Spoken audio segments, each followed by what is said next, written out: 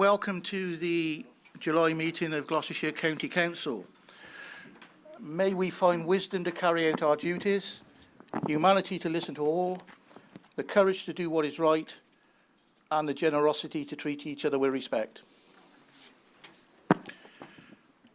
Apologies for absence, please. I've got apologies from Councillor Paul Baker,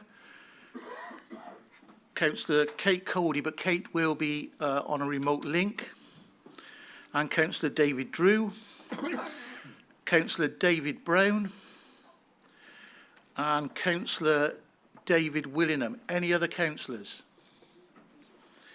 And then apologies from Honorary Alderman John Caldwell, Bill Crowther, John Sewell and Gordon Shermer, and from the Chief Executive, Pete Bungard, who is unwell. And Steve is taking Pete's position today, Steve Mawson. Thank you. On to agenda item 2 minutes, to confirm and sign the minutes of the meeting held on the 18th of May 2022. Any observations or comments before we vote and I sign the minutes, please, members?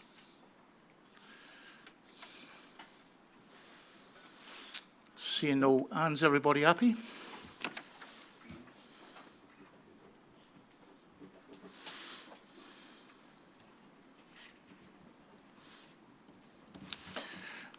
Thank you, Simon. Item 3, members' declarations of interest. Please declare any disclosable pecuniary interest or personal interests that you may have relating to any specific matters which may be discussed at the meeting. I think everybody's aware of the procedures for doing that.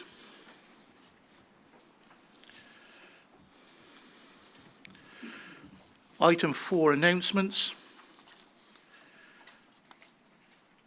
Queen's Birthday Honours.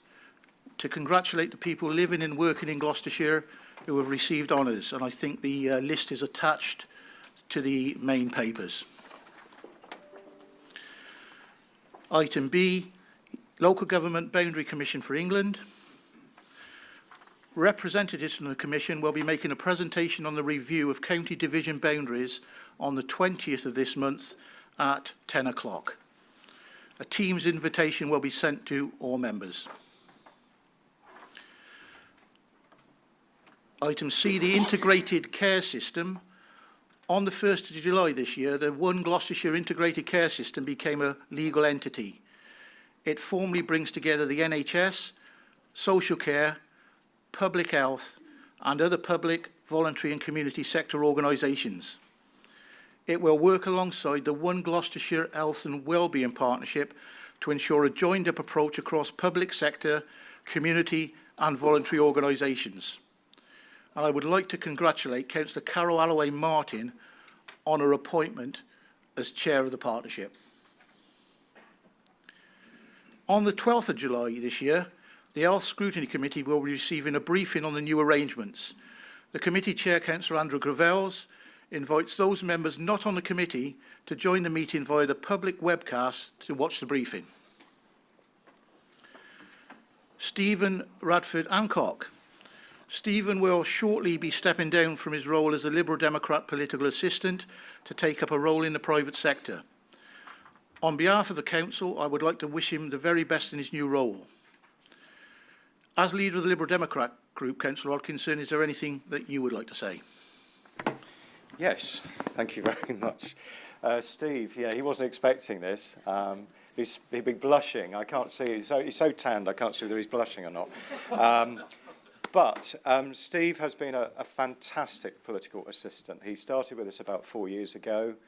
Ever since then, he's been diligent, he's been enthusiastic, he's been organised, and he's been spot on. And I know I speak for the whole group in saying that we're obviously very sad to see him go because he's been such a great support to us. But I also know that as a very committed Lib Dem, he will still be around campaigning in Cheltenham and other places. I won't say any more on that, because he'll be able to, of course, when he's not politically restricted. But we certainly wish you, Steve, all the best. We wish you and your wife all the best. And we know that whoever you're going to, the company you're going to, it will be our loss, but it will be their gain. Thank you very much.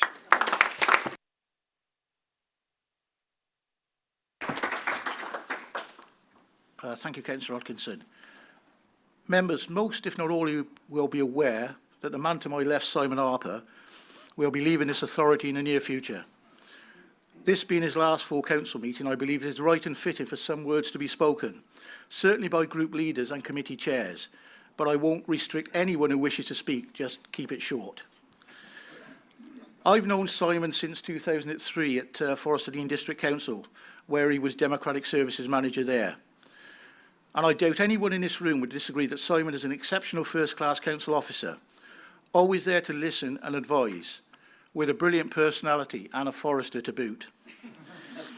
Simon, our loss, as Paul has just said about Stephen, is without a shadow of doubt somebody else's quite obvious gain. And I wish you the very, very best for the future, and it's been a pleasure to have known you and worked with you. Thank you. Members, I'm looking for comments. Councillor Phil Orford. Thank you, Chair. I believe it's around 14 years that Simon's been with this authority, during which time he's led the DSU team. I recall a good many scrutiny awards which were probably achieved on his watch, and of course his work over the last 2 years in keeping us going through the pandemic. I can remember chairing meetings from my home with Simon in the next room, feeding on my chocolate biscuits, as I remember. But every success in the future, Simon. You've been tremendous in the role, and certainly for what you brought to scrutiny in particular. Thank you. Thank you, Phil. Councillor Mark Hawthorne. Thank you, Chairman. And I'd like to add my thanks to the work that Simon has done over many, many years on this authority. You know, the one thing that district colleagues say when they join the county council is the huge step change they see in the support that members get, especially from democratic services. And I think that is due entirely down to the way that Simon and all his team look to see and support councillors, especially backbenchers, with training, with IT support, and for some that's slightly more than others. Where, oh, there you are. Thank you, Pam. But also in the way that we conduct our business, and the way that we conduct our scrutiny, and the way that we conduct the democratic process to which we are elected. So I'd like to thank Simon for all his time and effort.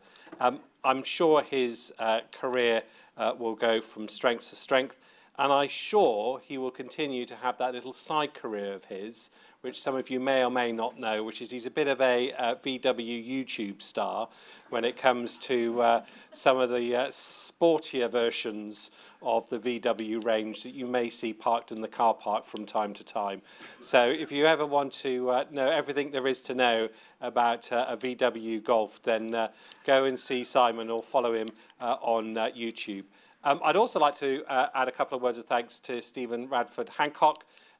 Stephen has been a key player in this authority for a number of years.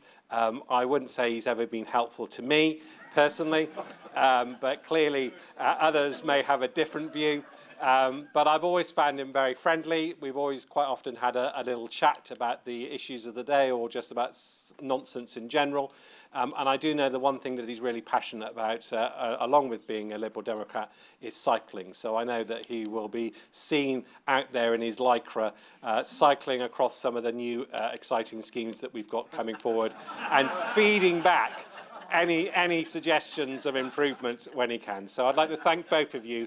You've really done a huge service to this county, and I wish you all the best.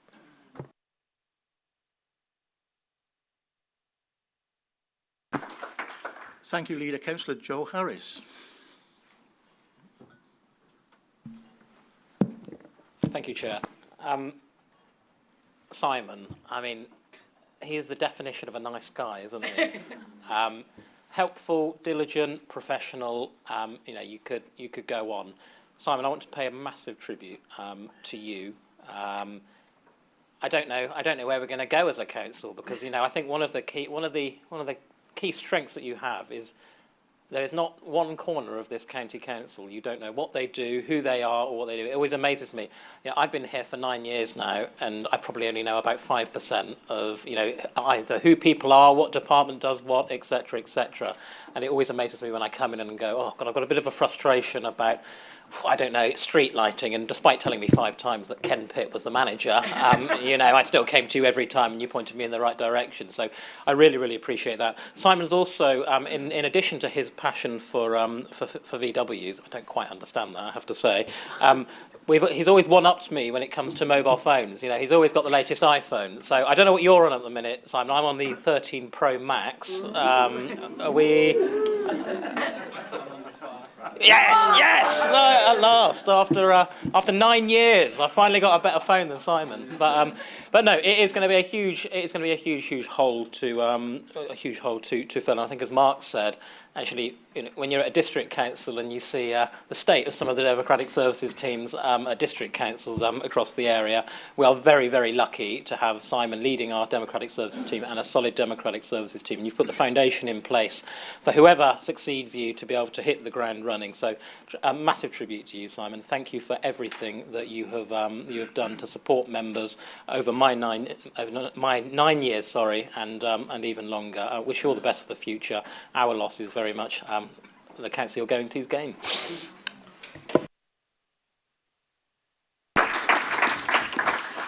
Thank you, Councillor Harris. Councillor Paul Hodkinson. Well, lots has been said, hasn't it? He'd be blushing even more now. So, yeah, I mean, I think for me, there's lots of words that come into my mind with Simon. Professional has been said. Always politically neutral. You were always absolutely certain about steering that middle ground. I thank you. But thank you for your support to me, because there have been challenging times during my time as leader, that I faced, and you've always been supportive. So thank you for that. And I think you epitomise what DSU means to me, because it is a support. And coming from Cotswold District Council before to here, I saw, as Mark said, I saw that big step change. I saw a difference of approach, a very positive approach. And the thing for me is you've always been very can-do. So if I've come to you and I've presented you with a problem or a gripe, you've always thought about how to solve it or how to get around it or how to make it work. So thank you for always smiling and being there. And I wish you so much good luck in Oxfordshire. Thank you. Thank you, Councillor Hodkinson. Councillor Graham Morgan. Yeah, thank you, Chair. It's come as no surprise to me the words that have been said here this morning, because I had the privilege of working with Simon for years at the Forestine District Council. And I got to say, you wouldn't wish to meet a finer fella and a true forester, a proper forester. And that's the reason why this council's like it is. Because it was the same at the... Although the District Council in some places in this county as a step change from this democratic services, the district council under Simon was the same as this, so I knew what we were going to have. And it's going to be a big loss, without a shadow of a doubt. Whoever steps into that position has got a hell of a job to do, and they ain't going to make it in some cases, I don't think, because I've never met nobody better than Simon. He's a members officer. He made members across all this chamber feel valued, and that takes a lot to do. It takes a special person to do that, Simon Harper. So good luck, Si, and us Oxfordshire's gain and our loss. Thank you. Thanks for what you've done.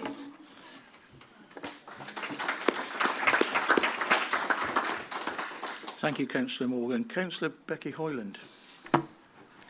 Thank you, Chair, and thank you, Simon. I'd just like to say, as a complete beginner at being a councillor, you've made me, and I think all of us new councillors, incredibly welcome and feel safe to be here and get to know our way around and learn this job. So without you, I think it would have been much harder. I really appreciate it, and all the best for your new adventure. Thank you. Thank you, Councillor Hoyland. Councillor Bernie Fisher. Well, first of all, I'm shocked. I didn't know. But on about your sidelines, are you going to be doing the weather forecast in South Oxfordshire? Because you only ever put a forecast out that is rubbish.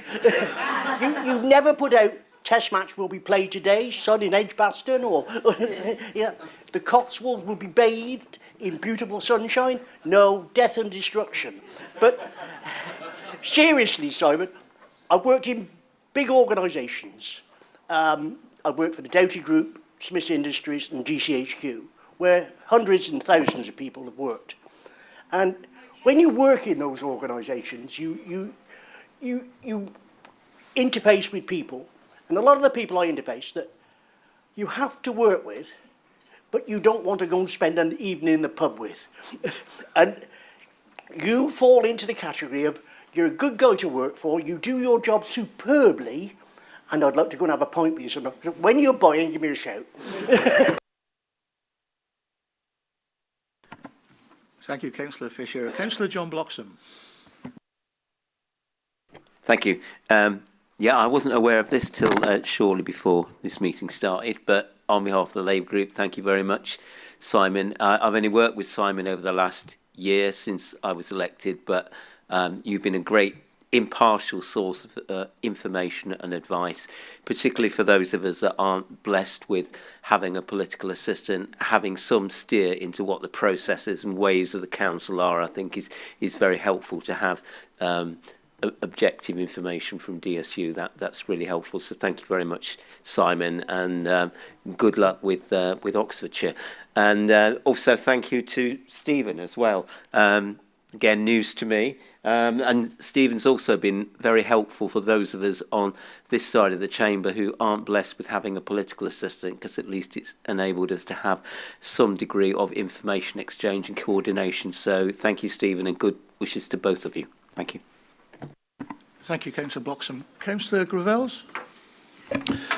Thank you, Chair. I too would like to associate myself with the kind thoughts and remarks being given to Simon today. I was first elected to this city council, county council, in 1977, and on and off I've been a member ever since. And I've worked with some people at both ends of the spectrum of council colleagues. Some that you certainly wouldn't want Bernie to go out for a pint with, some who were less helpful when you come to work with them, and others at the end of the spectrum, like Simon.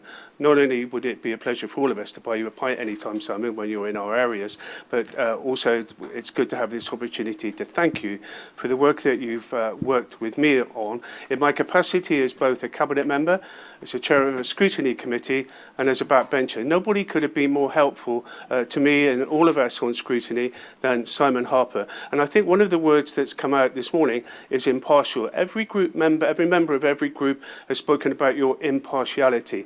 I have no idea which party you support, and I don't want to. And it's a credit to you that you've acted so professionally in all of the work that you've done, with all the political battles and fights that we've had in here. Nobody at all knows what your politics you are. You have never introduced politics into any of our debates or in the way that you've sought to influence any of us. I just want to pay tribute, Chair, very briefly to the work that Simon has done with scrutiny. A few years ago, the Health Scrutiny Committee won some national awards from the Centre for Public Scrutiny. We won one for our work with the ambulance service and one for our work with local health trusts. That was a seriously good achievement. I don't take any of the credit for it. The Scrutiny Committee shouldn't have taken any credit for it, and it didn't. But Simon, you led us on that work, working with Richard Thorne. You were a fantastic team. You said some of the work you've done might qualify for the headings for this award that the Centre for Public Scrutiny is running. Why don't you put something in? And we did. And Simon, you were on the same table as me, and there were other people on the table when they read out the shortlist, thought they clinched it. But I recognised some of the key phrases, some of the key sentences, and I knew that we and you had got it in the bag. So not just for your local work in Gloucestershire, but for your work with the Centre for Public Scrutiny on a national scale, thank you so much for all of your patience. Thank you so much.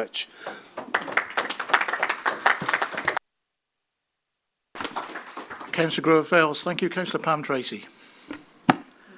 Well, I wasn't going to speak, and but it's not protocol what I'm just going to say, but I love you, Simon. I love you. You've been so great to me. You're down to earth. You're not stuck up. And like everyone said, I echo everything you said in this council chamber. And the leader started off when he looked at me to say, because you've always been there, and also Stephen and your team and Sophie and everyone, you've always been there for me. And I was so lucky to have you in lockdown, because you always popped round and helped as there was a trouble. So you're the only man not actually in my house as such, but I can't echo everything, but you're just so good and very relaxed, and you never, ever lose your temper. Remember that, Stephen? And as I say, and you can put your hand to everything and anything, can't you? You know, you're excellent. And I wish you all the luck in Oxford. But please, if you see an advert from the County Council in the paper, can you apply for it to come back? I love you. God bless you, Simon. Yeah, brilliant, Councillor Tracy. Councillor Terry Hale.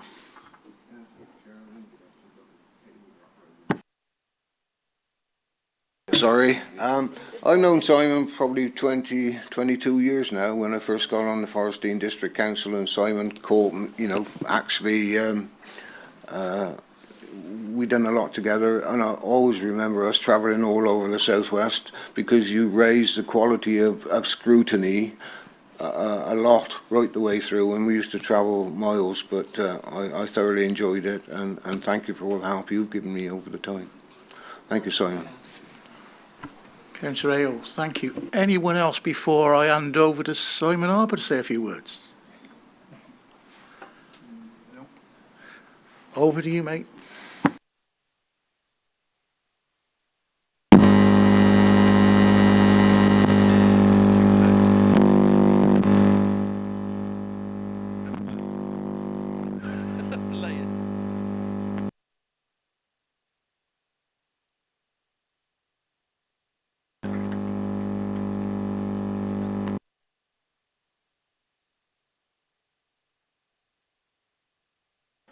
Right, I think that's better. Thanks, members. I'm really touched. I think it's my iPhone 12 Pro Max causing issues here. I need to get the 14, Joe. But thanks, members, for the respect and the value that you've shown to me and the team over the years. You've really made it worthwhile doing the job, and I'm really grateful to that. And also, I'm really grateful to the team. And Joe's here today, Sophie, Joe B, Andy, Max was part of our team, and of course Stephen. But I think it's, people say to me, and I'm a bit biased, it's the best team in Shire Hall, but they've got a real can-do attitude, so I'm hugely grateful to them. And there's that member-first attitude that I'm sure will continue. And so thank you very much. I'm really touched. Thank you.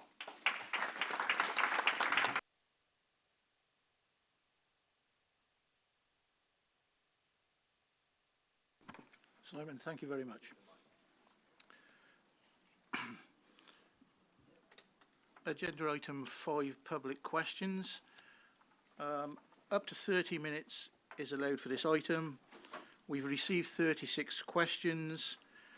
And this is to answer any written public questions about matters which are within the powers and duties of the County Council. Joe, I'm going to hand over to you in a second. We've got our normal system working, I believe. Before we start the questions, very happy returns on your recent special birthday last Saturday. So, well on that one.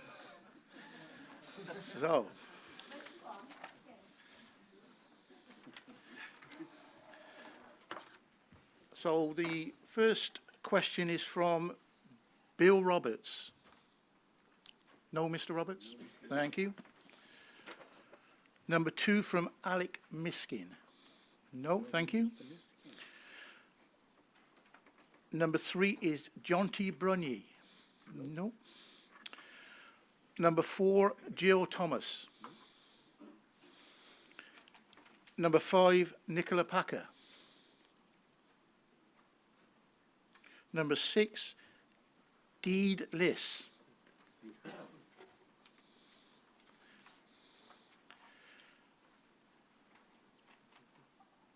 Thank you. And you have a supplementary, I believe?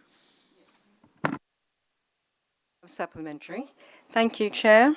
I hope you don't mind that I read this.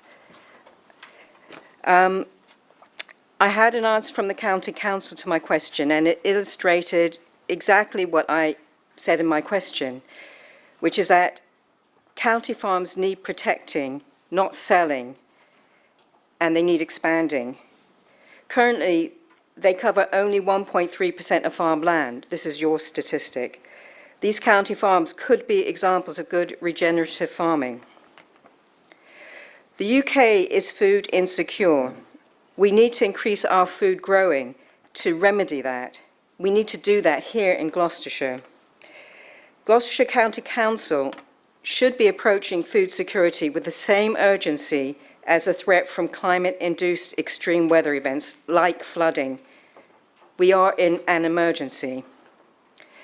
The motion put forward by Councillor Becky Hoyland addresses these threats. My supplementary question to the County Council is, will you do the right thing and support the motion in full? The future of our food security should not be a party political issue. Thank you very much. Thank you very much. Councillor David Gray. Thank you for the original question, and thank you for the supplementary question. I think it's clear the stance of Gloucestershire County Council is we are very engaged with our rural estate in encouraging sustainable practices, encouraging them to make a contribution to the recovery of biodiversity, and also encouraging them to help the country address the need for a high level of self-reliance in terms of food production. But we're not in a position, we don't have the funds to expand our rural estate, and we do have to manage our rural estate in the broadest interests of the residents to get the maximum out of them. That clearly involves an element of environmental responsibility, and we're on the job there, we're on the case. We have officers who are working with our rural estate to encourage them to adopt sustainable practices, but we have to see it in that wider context. So broadly, I do support the motion. I am keen that our farms are exemplars in terms of best practices, supporting the recovery in biodiversity and helping to address food sustainability. Thank you. Thank you, Councillor Gray. Back to Joe. Richard Lloyd. Deb Baker. Elizabeth Hillary. Tricia Watson. Isa Clee. Liz Child.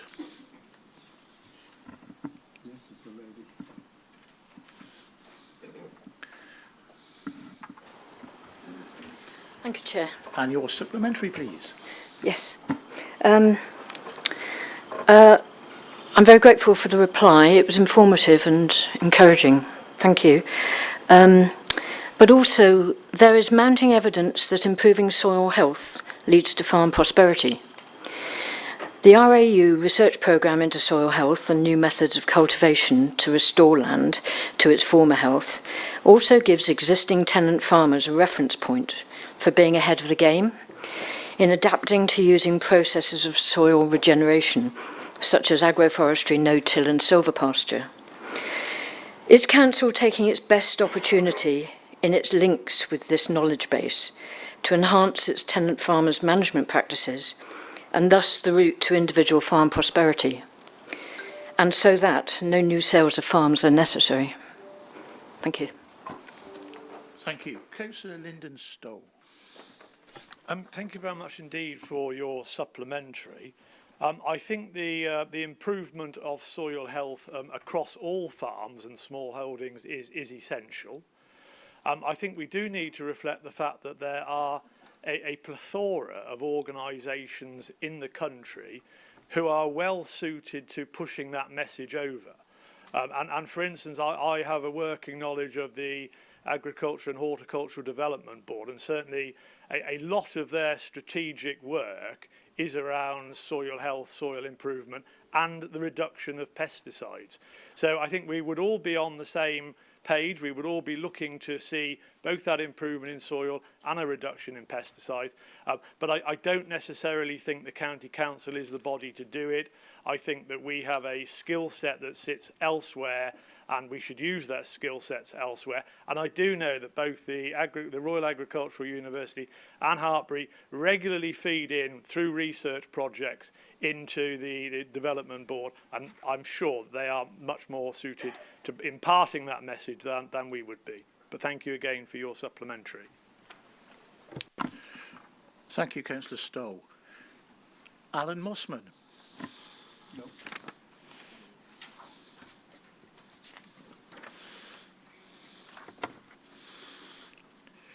Number 24, Adrian Oldman.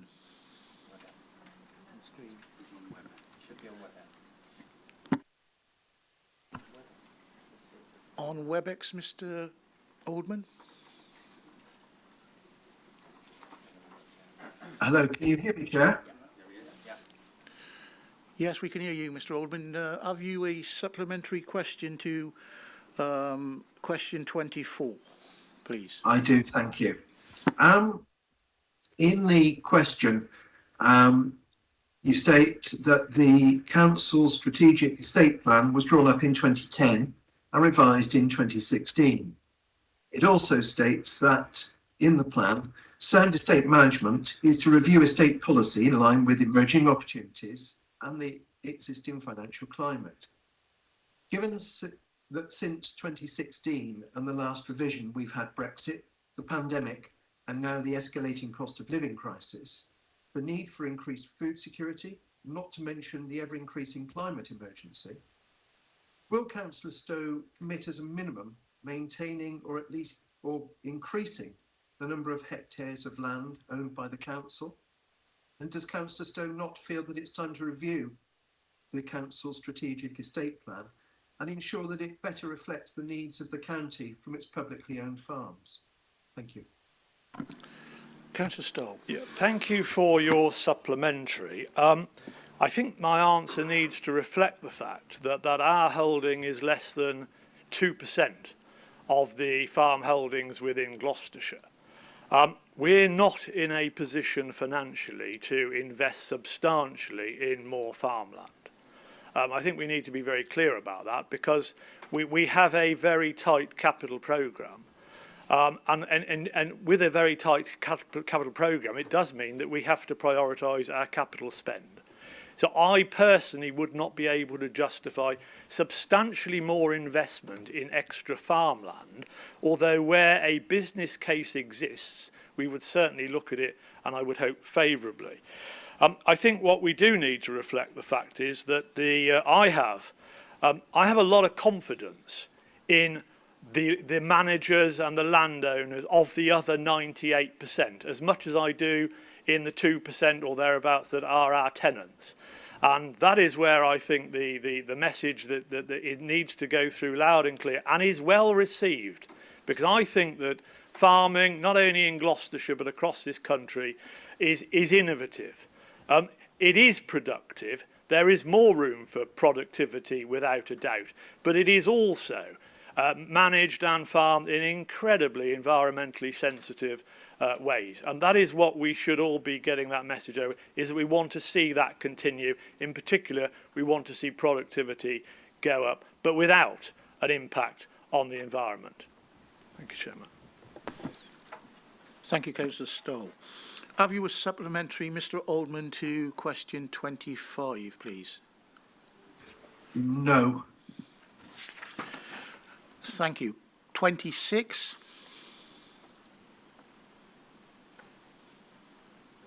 I've got no further supplementaries until question 30. Thank you. Thank you, Mr. Oldman. Supplementary to question 30 then, please. In question 30, I outlined that on one day in Stroud District, there were a total of 48 timetable bus service cancellations. I see from Councillor Robinson's answer that this is a national problem, but I'm not really interested in national problems. I'm interested in the problems that affect people locally in Stroud. So I would like to ask Councillor Robinson, is he happy with the level of service provided by Stagecoach? And what mark out of 10, where 10 is excellent, would he like to give Stagecoach for the level of service it's currently providing to its customers? Councillor Philip Robinson. Well, thank you, Mr. Oldman, for your original question and for the supplementary. It's not really for me to defend Stagecoach and their purely commercial services. That's a matter entirely for them.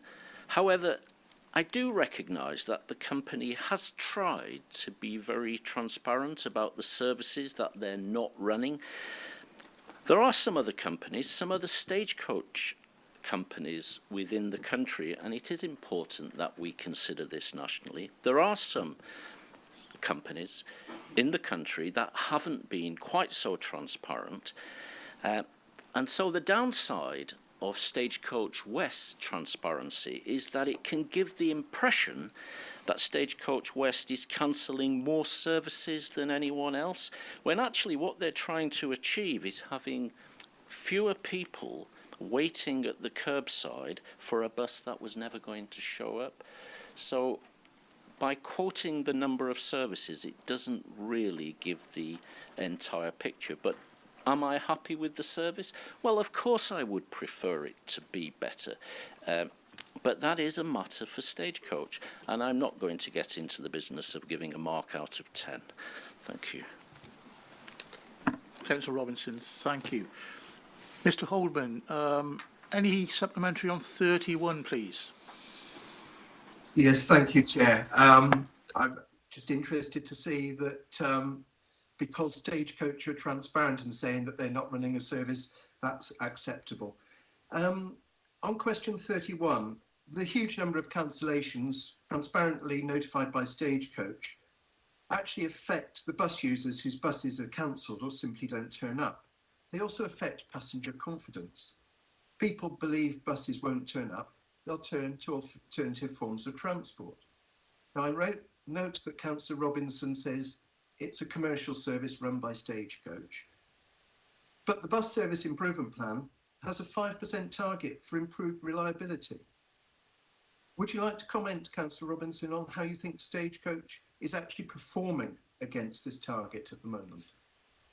Thank you. Councillor Robinson.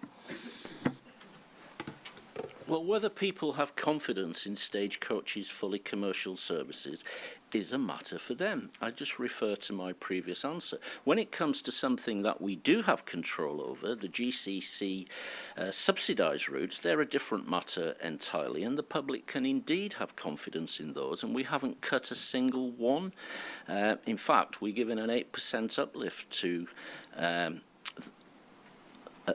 the bus operators for those contracts. So I can only be responsible for the things that we're responsible for. I think you should take up your concerns with Stagecoach West. Thank you, Councillor Robertson. Mr. Oldman, 32, any supplementary? Nothing on 32, but on 33 I have, Chair. Thank you, Mr. I note Councillor Robinson's laissez-faire attitude to the bus service in the country, and I'm sure that the residents and users of buses will note also his lack of concern for the services that are being cancelled. But your bus service improvement plan, not Stagecoach's bus service improvement plan, but Gloucestershire County Council's bus service improvement plan, sets out a number of targets for reliability, improving that by 5%, passenger numbers, a 10% increase from pre-COVID levels. When taking into account the current bus patronage, that's a 40% increase on the current levels. Could Councillor Robinson explain how he thinks these targets are going to be met, please? Thank you. Thank you, Mr. Alderman. Councillor Robinson. Well, Mr. Alderman, you might call it laissez-faire. I call it realistic. You know, you may wish for the regulatory framework to be otherwise, but GCC has to work within the regulatory framework in which we find ourselves. And it is a fact that Stagecoach's fully commercial services are a matter for Stagecoach. But yes, there are targets in the BSIP. There are things that we're trying to do. They're challenging things. We're going to have a big promotional push in the next few months to try and get people back on the buses. But we're coming from a position where there has been a 30% cut in the number of people using the buses. Yes, we want a 10% increase on the pre-pandemic levels. We don't doubt that that is a challenge, but we think it's a realistic challenge. And as you've seen yourself, those details are in the bus service improvement plan as to how we might achieve that, how we hope to achieve that. But I don't think for 1 minute that this is going to be straightforward, but I do think we will achieve it. We're putting £400,000 per year over the next 3 years into bus service priority schemes.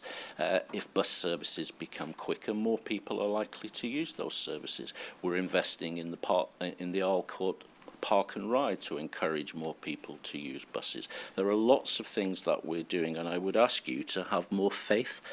Thank you. Thank you, Councillor Robinson. Joe, and your Whiteside.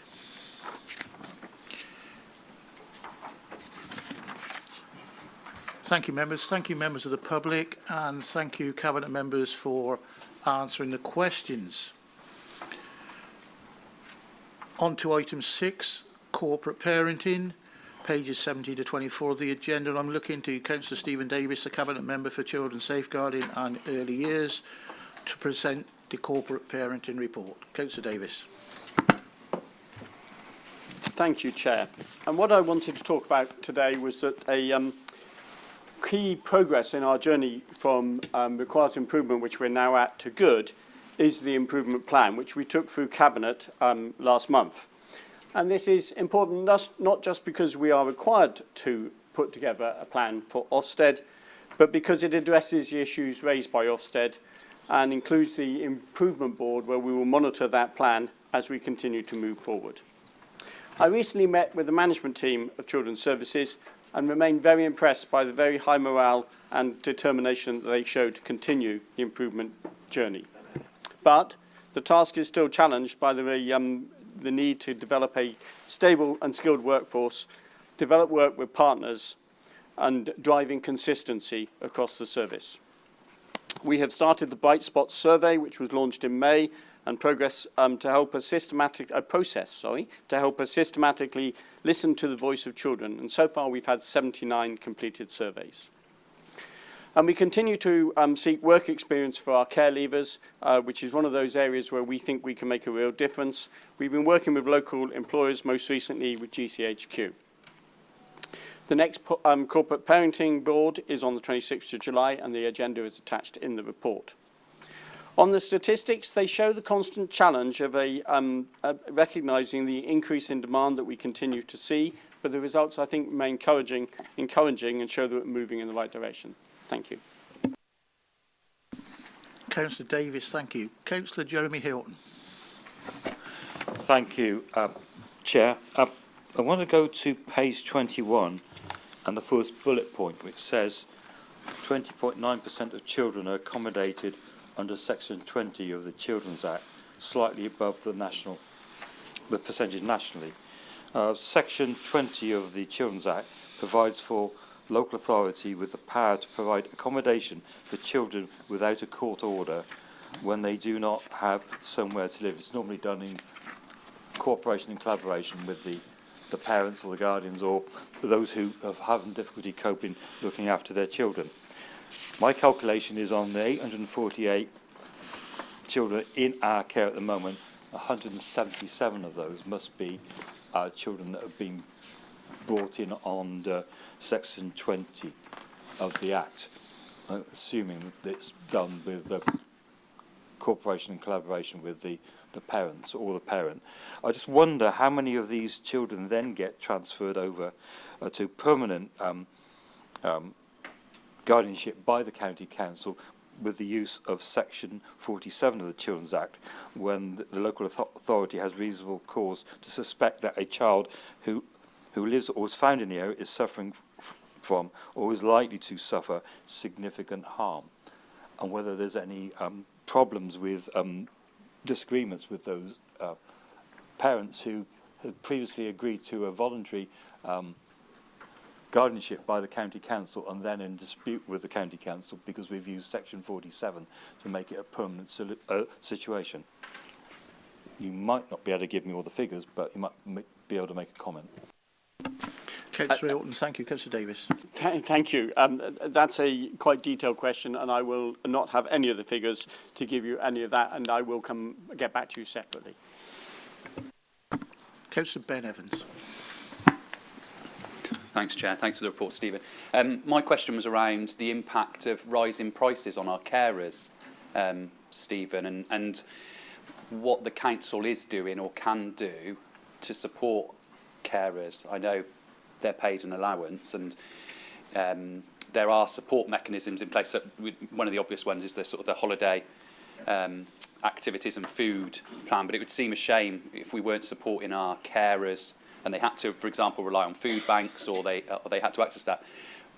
Bearing in mind that I understand the pressures on budget to increase in line with inflation as high as it is at the moment. So I don't know how the council is squaring that circle at the moment. Thank you, Councillor Evans. Councillor Davis. Thank you. That is an excellent question, and you're absolutely right in your question that obviously the Holiday Activity Fund does help with that and address some of it, but doesn't address all of it. Let me go away and look into that and get back to you separately, because I know we haven't done anything specifically as yet, but I will look at what our options are. Thank you. Members, any further questions for Councillor Davis, please? No, thank you.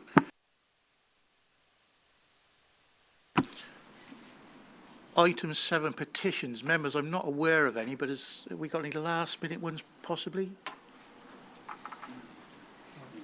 No.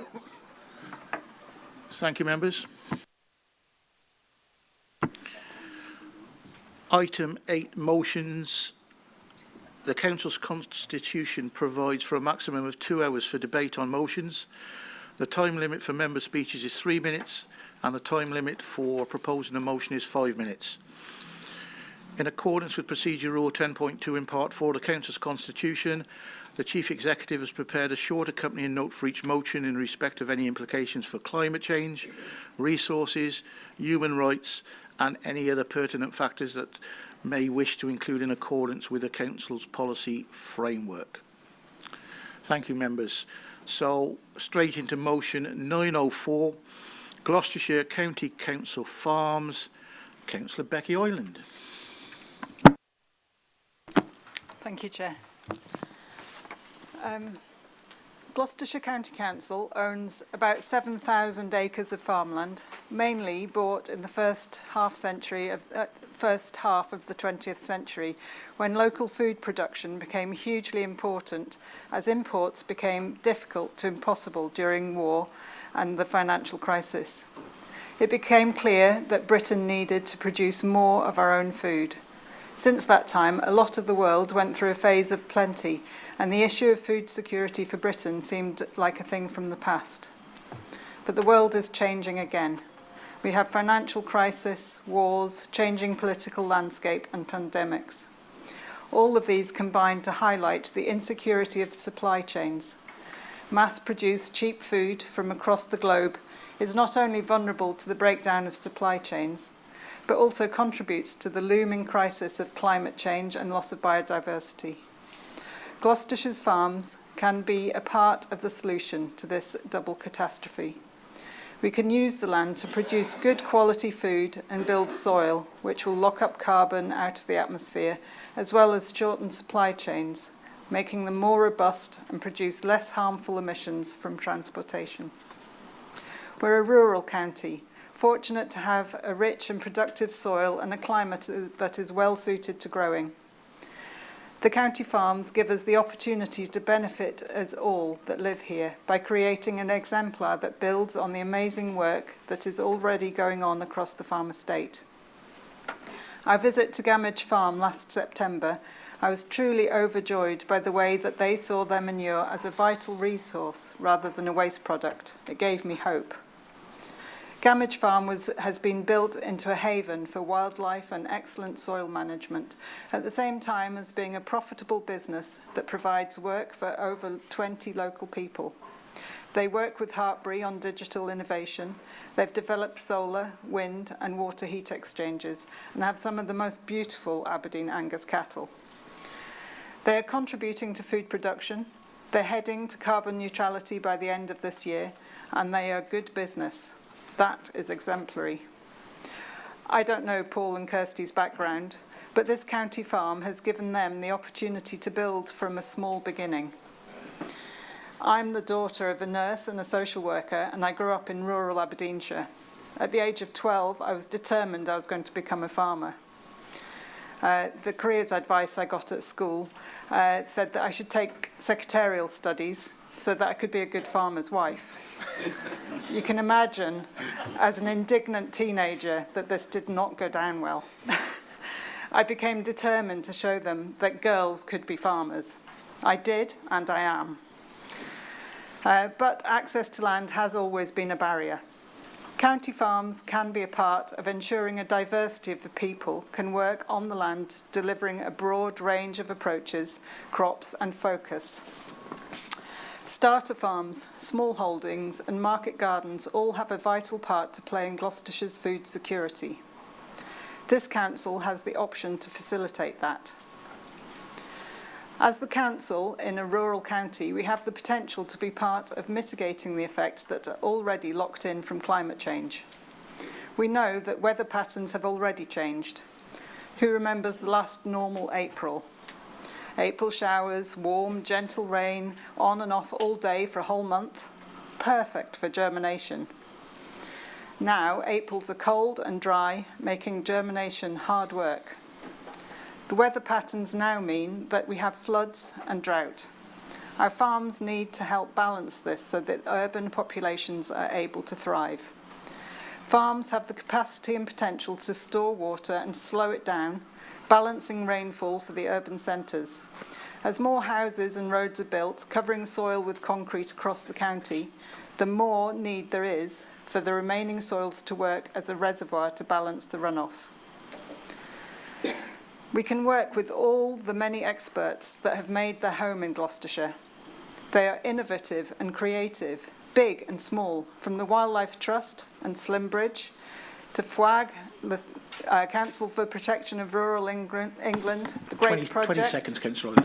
And the Biodynamic Agriculture College and Association, permaculture centres, and of course Hartbury and the Royal Agricultural College. The county farm estate gives Gloucestershire County Council a seat at the table, a significant contribution to the conversation, helping young people from diverse backgrounds to find land-based work here and to bring their enthusiasm, innovation and creativity. By maintaining and supporting our rural estate and nurturing the land, we will be part of the solution to coming challenges, and we will have resilience to an unknown future. Thank you. I propose this motion. Thank you, Councillor Oyland. Councillor Chloe Turner, do you wish to speak now or reserve your right, please? Thank you. Each year, DEFRA provides a report to Parliament on local authority rural estates, and in this report makes it very clear the public benefit it sees to residents. I quote, "Council farms have an important role to play within their communities and in providing new entrants with opportunities to establish and develop farming businesses. These farms bring benefits to the wider public through educational visits, environmental enrichment and local food." In light of this national support, I'd like to reinforce the comments Becky has made about the opportunities presented by this council's own estate.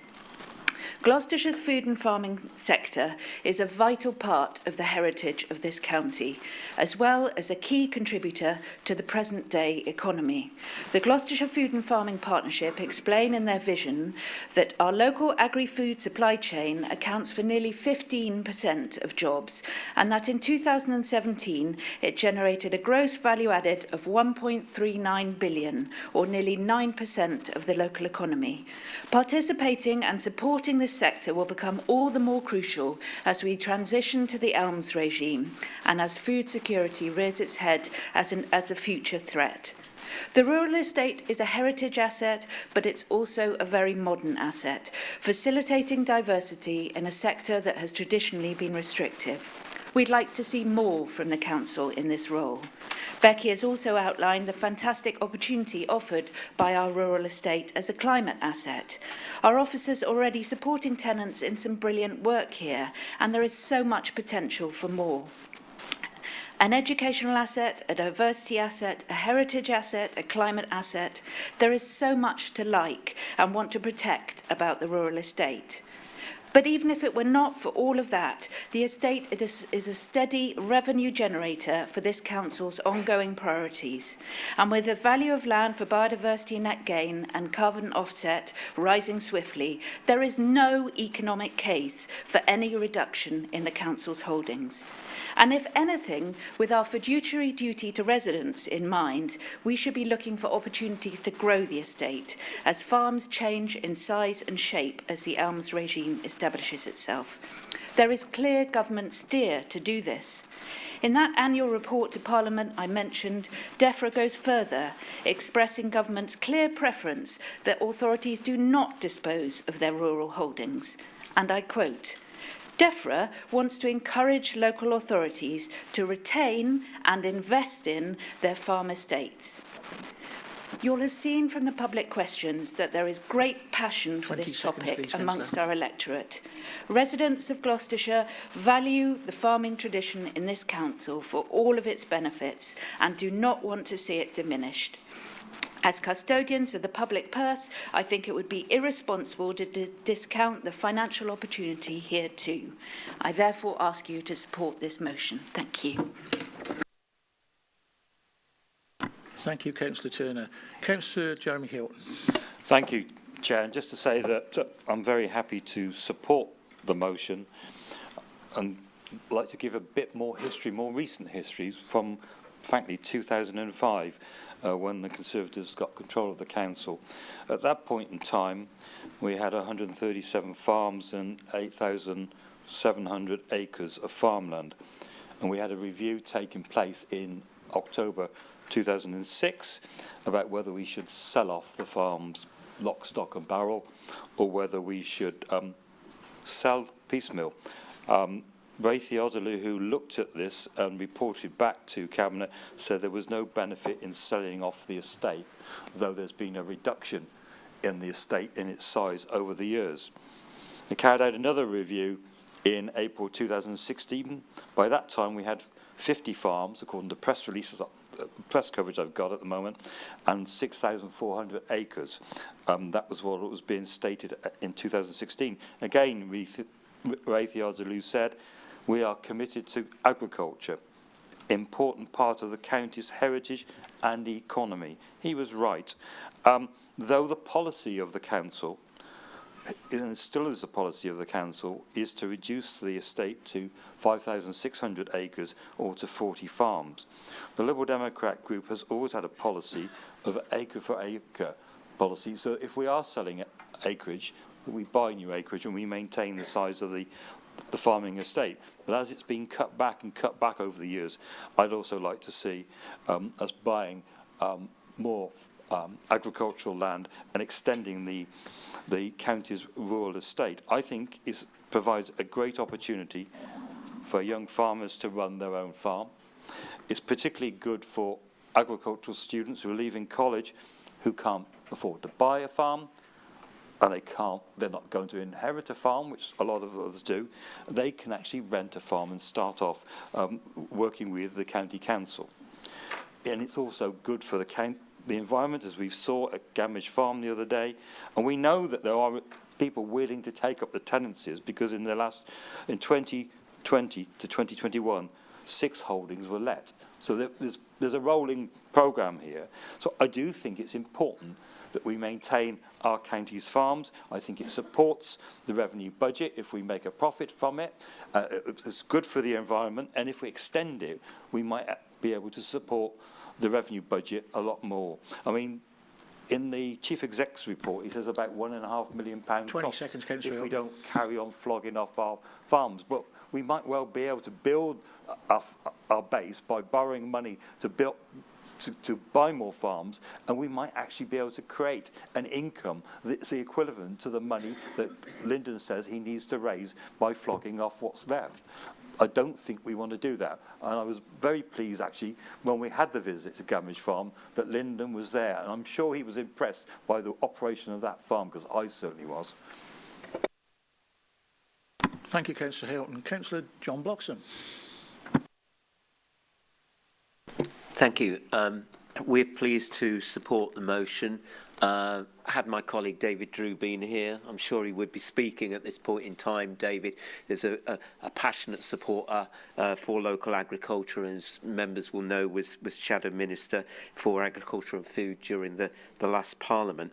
The County Farms movement is a great tradition. It was about bringing people into farming, sustaining that sector, enabling us to grow domestically, and about good land, good husbandry and good land management. We know that there are instances where disposal will occur, for example, where land is identified for development purposes and planning permission is granted. That will happen. There are also instances where consolidation of holdings may be appropriate in order to create more viable units, and that's set out within the strategy. And of course, we do need resources to fund our capital programme, but we also need to recognise the need to reinvest within our agricultural holdings in order to retain that estate. There have been a series of reports produced by CPRE in which this authority specifically is highlighted as having in the past embodied good practice in looking at the case for an acre-for-acre policy where we reinvest for the long term in further land holdings where it is necessary to make disposals. So we've been seen as one of the better authorities, and I think we ought to be making a positive contribution to this sector in the future, taking a long-term view, creating further land holdings, making tenancies available to bring people into the sector as we have done in the past, and that this would be good both for our economy, for the individuals concerned, and for the wider environment. So we would support the motion and hope that all members in Chamber would do so. Thank you. Thank you, Councillor Bloxham. Councillor Colin Hay. Thank you, Chair, and I'm very pleased that we're discussing this today. And I just want to make some points. And if we go ahead with this and approve this policy, it will mean a change of attitude from the ruling group, from what is it that we absolutely have to do to what can we do, and to being innovative about how we use our resources. And it's really important, this subject, in terms of it isn't just quantity of food, it's quality of food too. And there's more and more evidence that actually that contributes massively to our own health and well-being.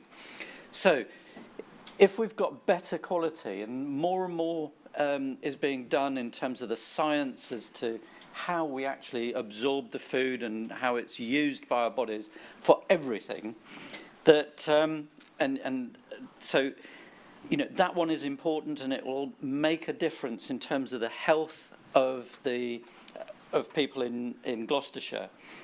We can use the finance properly to, you know, particularly with acre for acre, where we're selling land off at a large profit because it's being used for housing development. We can actually recover that in terms of an acre for acre policy quite easily. And it's still producing revenue for us. And it's really important that we engage with those people at the cutting edge of new ways of farming. They've been mentioned already. The University, Royal Agricultural University, Hartpury, and others, and the private sector, who are really moving on this and developing new ways of farming that are much better for everyone. We talked about soil quality. One of the big issues in the county is flooding. If land is used properly, the amount of water that it can retain is absolutely massive. And if we go ahead with this and we use our farms as exemplars with other farmers and see what is going on, the benefits, it just has benefits. It will, in terms of improving our environmental credentials, again, there's a huge gain to be had because of the carbon sink that you get with regenerative farming. So absolutely we need to go ahead with this, but it's not just passing the motion. We have to act and take this on board and develop it further. Thank you. Thank you, Councillor Hay. Councillor Kate Cody by remote, I believe. Thank you, Chair. Apologies for not being able to join you in person today. When I was born, we lived on a 13,000 acre farm. Then later we moved to a small holding in Sussex. In some form or another, our group have all got farming experience. Therefore, our motion isn't a nice, would be nice to have idea. It's a serious, progressive, future-proofing necessity. And there is ever-growing public support and awareness, as you may have noted from the fervent public questions. Selling off the rural estate serves nothing but short-term thinking. By losing it acre by acre, what are you leaving your future generations? This is a chance for Gloucestershire county councillors to do something right. Many counties have already lost their rural estate and understandably they regret it. The organised trip to Gamage Farm last September was awe-inspiring. They're showcasing a profitable, award-winning, game-changing, carbon-responsible model, and we should be applauding and encouraging more of the rural estate farms to do the same. Perhaps the members who are unable to attend will visit next time. We've been promised a second visit to another farm, and we're very much looking forward to that, and we would appreciate a date as soon as possible. Whilst Gloucestershire sells off the family silver, the whole region of Yorkshire and Humber have an ambitious plan to implement a regional circular economy, including using farmland and natural systems. The benefits are economical, social, as well as environmental. Utilising our farms as farms rather than concreting them over is not just about the environment and protecting the climate. It also secures happy, healthy, thriving towns and villages. Surely our residents who we are here to serve deserve this. Therefore, please support our motion. Thank you.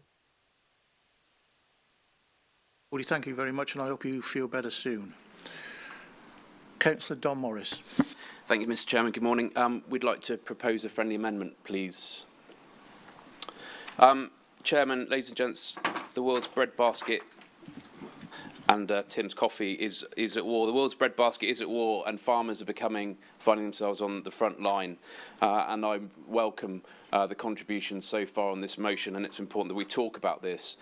We believe that our amendment strikes the perfect balance between those strategic tensions of producing to feed the world and conserving the environment.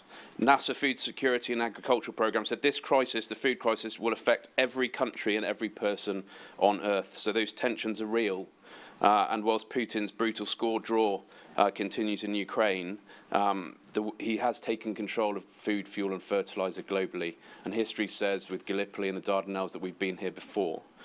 I saw firsthand on the front line in Ukraine where farmers fought valiantly, and I pay my respects to those that fell during the conflict and afterwards in the Mines and Unexploded Ordnance. And I pay my respects to those tinkers who got amongst it with the Russian tanks and the army. We're a wily bunch. But I think what I've really noticed recently is farmers here now on the front line. My kitchen table, the family business, my father is Captain Continuity and doesn't change things often. And a couple of weeks ago considered that we might not grow crops next year because of the risks around costs of inputs, uncertainty around prices. So things are really tough. And I think what this bill does, what this amendment does, I beg your pardon, is try to tread that fine line there between helping farmers improve, innovate and feed the county, the country and the world, but also conserve and get better at some of those methods that we've just talked that have been mentioned, working of course with our world-leading institutions, the RAU and Hartbury. I commend this amendment to colleagues across the floor as we support farmers' endeavours to feed the world, reduce the cost of living and help our farmers leave our farms and environment better than when we found them. This amendment helps the council's farms to manage these tensions in their collective endeavour to keep food on our plates. Thank you. Councillor Morris, thank you. Have you a second? Councillor Stowe, do you wish to speak? Yes, thank you very much, Chairman. Yes, I've great pleasure in seconding Councillor Morris's amendment. Inasmuch, and I do this from a position of being the son of a tenant smallholder of this county council, who in turn was the son of a Gloucestershire County Council smallholder tenant. So 3 generations were smallholder tenants of this county council. So it runs very thick in me, and I am pleased when we are able to discuss the fact that we did retain our estate where many councils didn't. Now, it might be the case that it is slightly reduced, but there are very good reasons for doing that historically. You would need to look at every single case on a case-by-case basis to understand why we would have sold some holdings off. But we have now an amendment in front of us which is more deliverable, but it totally recognises the fact that food security is essential. Productivity gains there are essential because we can't deliver the food security without productivity and indeed with the innovation. Now, as I mentioned earlier in one of my answers to a question, I have a lot of confidence in our farmers nationally. Now, that includes, of course, people like Gamage Farm, a brilliant exemplar. But I have a lot of faith in a lot of the other farmers that represent the other 98% of production. And as I mentioned earlier, I did a 3-year stint as Secretary of State appointment on the Agriculture and Horticultural Development Board. So I can speak with some accuracy on this in saying that we do have the plans. We have great ethoses developing, and we have great productivity gains, and we have the right investment going on in the right places. It doesn't necessarily mean, though, that we need to be at the forefront of that. We need to be in there facilitating as far as we are able to. But we need to recognise that we are in a position of sending out those very clear messages around protecting the environment, around improving our soil, around improving our productivity, and around very much about local food production and buy local. So all of those initiatives, I think, are very good, very welcome, and they are endorsed within the amended motion. So I have much pleasure in seconding the one in front of us now, Chairman. Thank you. Thank you, Councillor Stowe. Members, before we go ahead, can I ask the proposer of the original motion if she accepts the amendment as a friendly amendment? I would be delighted if we could actually see the whole motion before I say yes to it. I have seen it, but I'd like to see it here in chamber if that's possible before I agree. Would you like 5 minutes to do that? Well, if we could just see it on the screen fully, because we didn't see the bottom of the full motion. It didn't scroll all the way through. Yeah, we will adjourn for 5 minutes just to do that. So we'll reconvene at 11:20. Thank you. Thank you. Chair.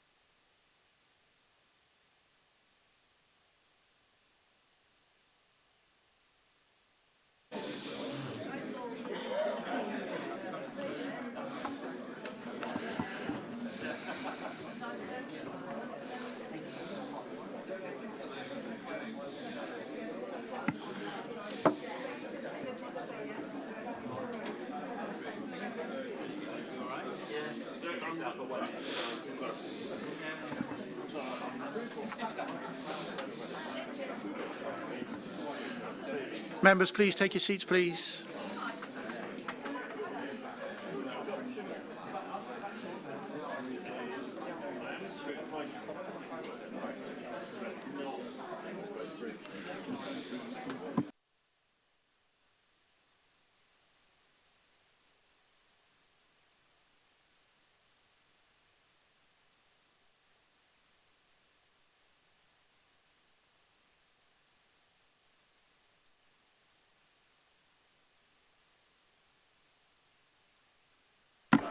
Can you please take your seats, members? Thank you.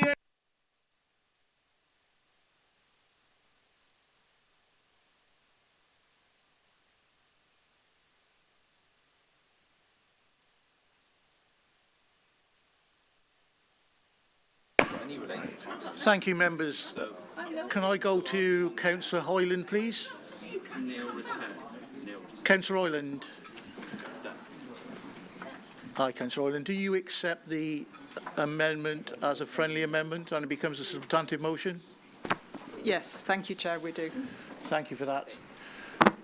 Thank you, members, for the 5 minutes. So the amendment is accepted as a friendly amendment, so it now becomes the substantive motion. So I'm now looking, I know Councillor McFarlane has indicated, for members to speak on the substantive motion still. So over to Councillor McFarlane. Thank you, Chair. Speaking on the substantive motion still. The multiple benefits of retaining our county farms has been eloquently expressed in the public questions and member speeches already. If carefully managed, they can deliver environmentally sustainable farming that can make a real difference in tackling the climate emergency, a crisis I trust we are all serious about tackling. As we sit here in our comfortable, air-conditioned offices, climate change can seem far away and an item that needs attention in the future. I feel I need to remind everyone of the disastrous impact of global heating. 8 months of rain in 4 days has caused the evacuation of thousands from Australia's largest city. Wildfires and repeated flooding have literally destroyed communities. These are catastrophic weather extremes where we can't turn the tap off or lower the thermostat, and will increasingly struggle to meet the astronomical costs of clean-up and repair.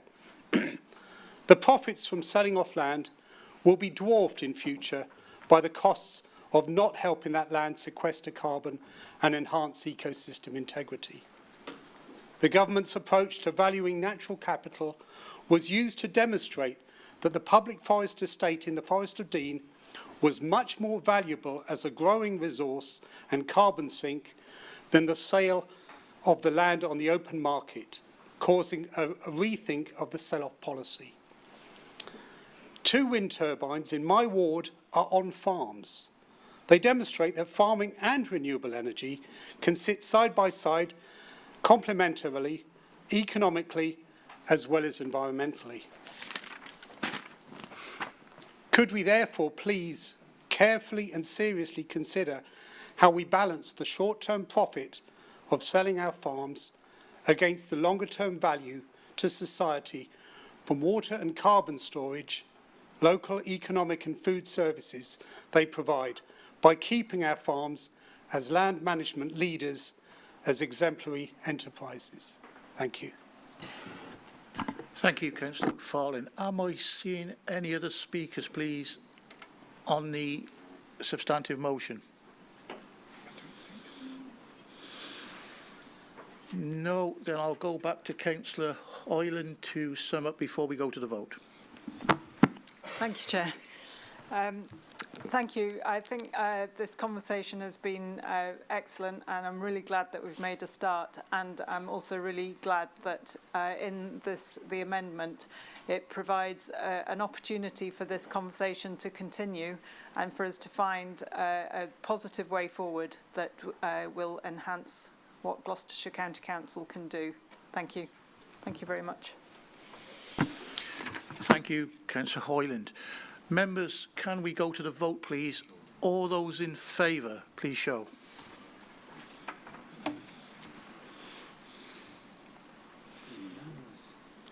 That looks to me unanimous, members. Thank you very much.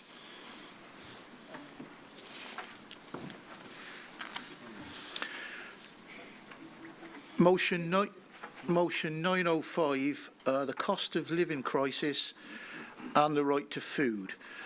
Councillor Paul Hodkinson is a proposer, please.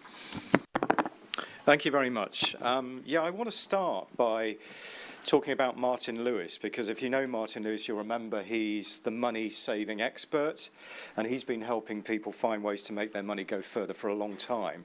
But back in March, when energy bills were absolutely soaring and so many people started falling into financial crisis, he told us to, quote, he was out of tools to help, and that the government must intervene. Now, since then, the situation has continued to spiral out of control. We know in April, excuse me, the energy price cap was lifted again, making energy bills 50% higher than they were in 2020. And we know this coming October, energy prices are scheduled to go up further by as much as 50%, which will take the average bill to nearly £250 a month. Now, as of this week, all those of you who've been filling up with petrol or diesel will know that record high prices are at the pumps. The average price of petrol, 191.5 pence. Unbelievable. So it means that a 50% increase in how much it costs to fill up your tank. And meanwhile, inflation is now at over 9%. That's the highest rate for 40 years. Back to the bad old days of the early 80s, which some of us do remember. And the Bank of England is predicting it's going to go up to 11% this autumn, which means that every one of us is going to be poorer as the price of goods grows, way in excess of wages and further squeezing benefit payments too. And at the same time, taxes are continuing to rise because households are set to be burdened with the highest taxes since the 1940s, breaking all manifesto commitments from the government. And the freezing of income tax thresholds on top of that. So what does this Conservative cost of living crisis look like on the ground? Well, the sad reality is that it's people in Gloucestershire who are now having to choose between eating and heating. What a terrible situation to get to. The explosion in the reliance on food banks. In recent months, we know that the explosion has meant that there are double the amount of people now going to food banks. And we also know that the UK is a signatory to international treaties which are meant to guarantee access at all times to adequate food. Yet in 21st century Britain, there are estimated to be more than 8 million people that struggle to get enough food and as a result are malnourished and hungry. So we believe that the government has to do more. And in our motion, we are suggesting a number of things. First and foremost, we're calling on the government to immediately cut the rate of VAT from 20% to 17.5%. This would instantly put money back in people's pockets, saving the average household £600 a year. We're also calling for the Windfall Tax, which the previous Chancellor, he was there yesterday, not today, was pushed into accepting. Because actually, under the current proposals, the biggest beneficiaries will actually be multiple homeowners. The ex-Chancellor himself will actually receive £1,200 compared to the majority of people receiving just £400. And finally, what we're saying is that the government must enshrine a right to food in law, because this would reiterate its commitment and our commitment as a country to international law and ensure that all future policy decisions are assessed against the key criteria of tackling food poverty. Now, I'm sure the Conservatives in a minute will argue that the cost of living crisis is a global thing and somehow not the government's fault. But here are the facts. First of all, we have the highest inflation in the G7. We have the lowest growth prediction for 2023 and the worst balance of payments deficit for 50 years. That's what makes this a conservative cost of living crisis, and there is failure of government. So our list of suggested actions is far from exhaustive, but they represent immediate policies that will help. We are on the side of residents. We want to help people who are really struggling in this cost of living emergency. And we say that we've got to do much more to help people across Gloucestershire. And that's why I'm asking you today to support this really important motion. Thank you.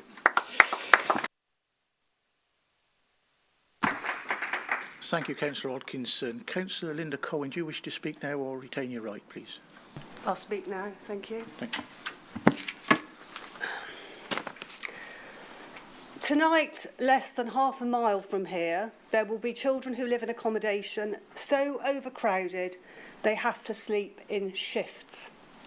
When they go to school tomorrow and are given toast at break time, it may be the first food that they have eaten since lunch the day before. Being tired and hungry is pretty miserable. Being cold, tired and hungry makes everything worse. Yet, 1 in 6 in the UK live in fuel poverty. It's estimated when fuel prices go up in October, this figure will rise by 50%. This, of course, is before we factor in the catastrophic impact of the cost of living crisis on our poorest families. To add insult to injury, our poorest citizens also pay the most to heat their homes. Decades of underinvestment in housing and an ineffective maintenance programme mean that they live in the hardest to heat, least energy efficient housing stock. Using a card meter, which is often their only means of payment, will also cost them £250 a year more than the equivalent on a direct debit scheme. What's more, living in cold, damp accommodation makes you sick. And if you're old or in ill health, it could kill you. Children living in cold homes are at increased risk of asthma, respiratory infections, slower cognitive development, and higher risk of disability and mental health problems. An average of 9,700 deaths each year are believed to be caused by living in a cold house. According to National Energy Action, this is as many whose lives are cut short by breast or prostate cancer. We may not be able to cure all the forms of cancer, but we do have the means to ensure that everyone has a warm home. 6,900 of those deaths were linked to the 25% coldest homes in the country. Every citizen should have the right to food and heat. By not keeping our most vulnerable citizens fed and warm, we also put the NHS under huge pressure at the worst time of the year, just as the flu season kicks in. It's July. We need to impress on the government the urgency of acting now. As Jon Snow would say, for those of you who know what I'm talking about, winter is coming. And we need to put in place the measures that are needed to ensure that our most vulnerable citizens have effective financial support to give them the dignity to plan their finances and not live in fear of the onset of winter. This should include slashing the rate of VAT for a year and immediately using the revenue from the Windfall Tax to help Gloucestershire's families without delay. We also have a duty to ensure that any support that is available is effectively communicated in time with an integrated campaign across all channels so that everyone who is entitled knows where this help is available and how it can be accessed. A society that lets thousands of its citizens die from needless preventable causes is broken. I call upon every member here present to support this motion. Thank you.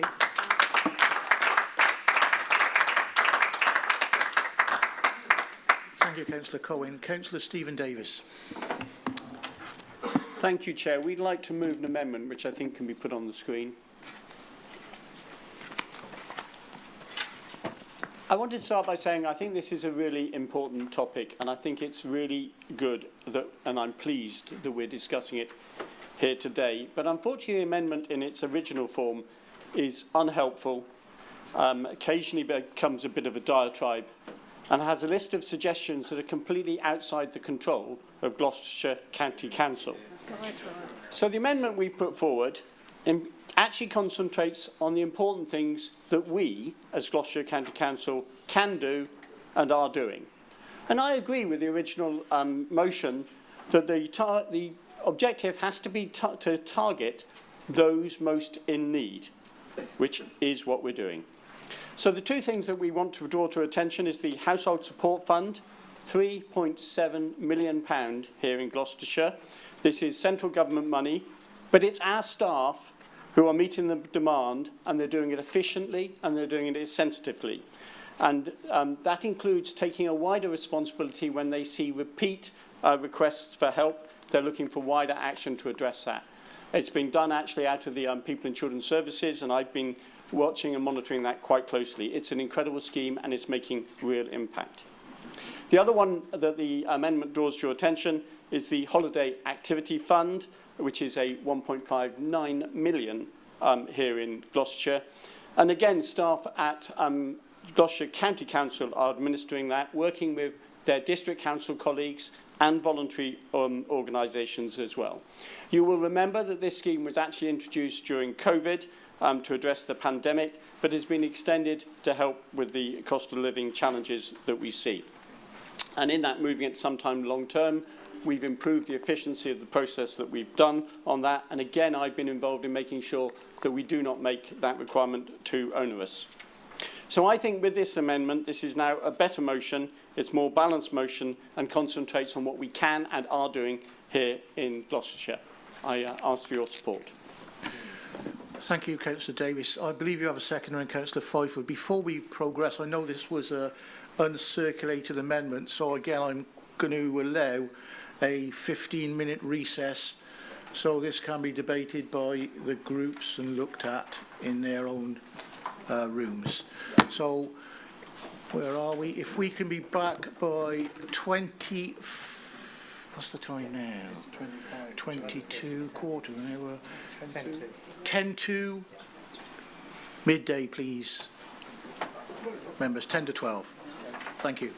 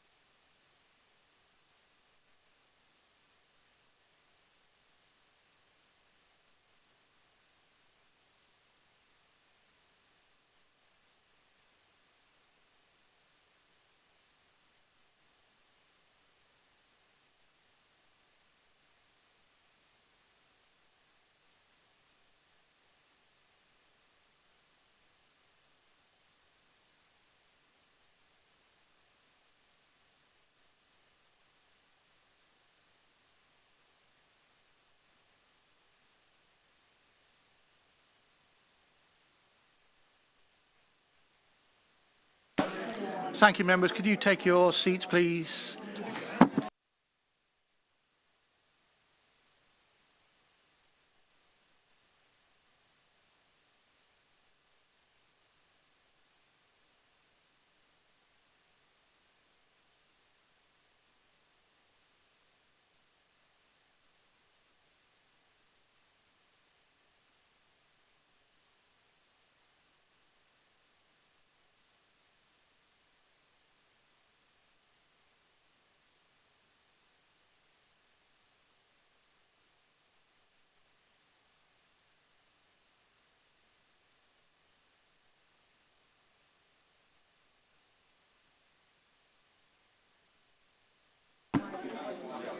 Members, take your seats, please.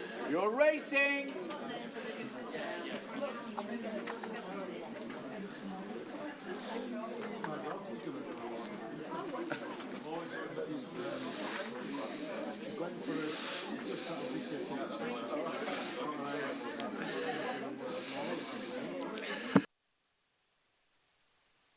We're proceeding now.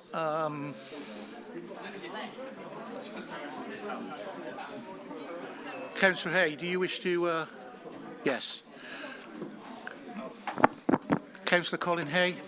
Chairman, I have a point of order to make, which is about the validity of the amendment. It's a point I've made before, and I am surprised that this, again, maybe that's an oxymoron, isn't it? I shouldn't be surprised so many times, that it's been accepted. It negates the motion, in my view, and I'm surprised now, particularly as we see more Conservative amendments coming through and the time pressure to actually see all of those motions debated is just going to be more difficult, because if they don't like the amendment, it's a negation, you vote against it. But these endless, weird amendments just take up time. And I'm surprised, given that they've got two motions in themselves, that they and we really want to discuss. Far better to withdraw that amendment. If they don't like our motion, vote against it. Thank you, Councillor Hay. Leader. We will not be withdrawing the amendment. Thank you. Yes. Bob? I'm also in danger of repeating myself. The point has come up so many times now. I have a post-it in the page of Knowles that refers to it. I mean, as on previous occasions, my position is that unless an amendment completely reverses and writes out so much of a motion that none of the original remains, it's best to let members debate the amendment and to let the will of council prevail. Thank you. So I'm looking now, we've got the amendment proposal on the table, Councillor Davis. I'm looking for a seconder, Councillor Stephen Fifield. Thank you, Chair. Yes, I'm very happy to second this amendment, and I think it's very clear what the amendment is trying to accomplish. This amendment not only recognises the flexibility that central government has shown, considering the financial effects of the pandemic on the public purse, but it also shows the powers that we have locally in Gloucestershire to make a difference. It also makes it clear our responsibility as a council to acknowledge that there is a cost of living crisis, that inflation has greatly risen, and that we need action to tackle it the best we can. That's why I'm glad to see the motion mention over 5 million in local programmes, as well as proposals to support our fantastic staff here at the council. It's also right that we do call it a cost of living crisis. People are suffering and we must do what we can. But I have to be honest, listening to the leader of the Liberal Democrats, well, I do think we are concerned across this hall about the cost of living. I'm slightly disheartened by some of the comments, and I think it's really important that we do stick to the facts. And here are some facts for you. The independent governor of the Bank of England, on the record in a parliamentary committee, has said that roughly 80% of the forces pushing up inflation in the UK are being driven by global circumstances. The remaining 20% has been driven by reductions in the workforce post-pandemic. We've seen riots and protests in Africa due to food shortages. President Biden is currently suffering a food and oil crisis and has the lowest approval ratings of his presidency right now. The Ukrainian war as we've heard in the previous motion, continues to affect both energy and food prices, with the German government currently in crisis about its energy strategy. And I've got to be honest, we've also heard the effects on farming in the previous motion, so it's really important to remember. And so to call this inflationary crisis a conservative cost of living crisis is incredibly disingenuous. And that's what this amendment does to the motion. It makes that clear. It puts everything in context. And I've got to ask Lib Dem colleagues across the hall, what are you doing? What are you doing in positions of power across this country? Not in a single thing in the original motion suggests anything that we can do as a council to make things better for the people of Gloucestershire. I sat in a Cheltenham Borough Council meeting, a Lib Dem control council, last week that pushed exactly the same motion in front of the council. We proposed lots of alternative policies that we could do as the Borough Council to improve things for the public. We suggested cutting parking charges. No one was interested. And what did we have at the end of the debate? What did we have at the end of the debate? We had a letter. We had a letter. That was it. A complete inability to recognise that the Borough Council could do anything. And that is what you get from a Lib Dem council that has spent millions on failed pet projects. It's atrocious. And that, colleagues, is what you get when you get the Lib Dems in office. You get motions like this. You get absolutely inability to do anything about it with the powers at disposal. Loose with the public purse and loose on policy. And I'm very happy to support this motion. It makes it entirely clear where the blame is. It makes it entirely clear what we're doing. And I'm really, really looking forward to seeing some of the great stuff that we're going to continue to do. So thank you very much, and I'm very happy to second this. Thank you. Councillor Fifield, thank you very much. We're now debating the amendment. Councillor Joe Harris.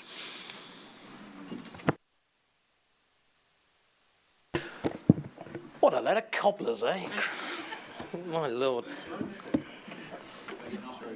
I think what we need to do today, particularly on the cost of living issue, and what people expect us to do, is to show leadership. And what this amendment does is abdicate leadership in the worst sense possible. We need some clear steps to tackle the cost of living crisis, and we need some short-term steps as soon as possible to ameliorate the effects.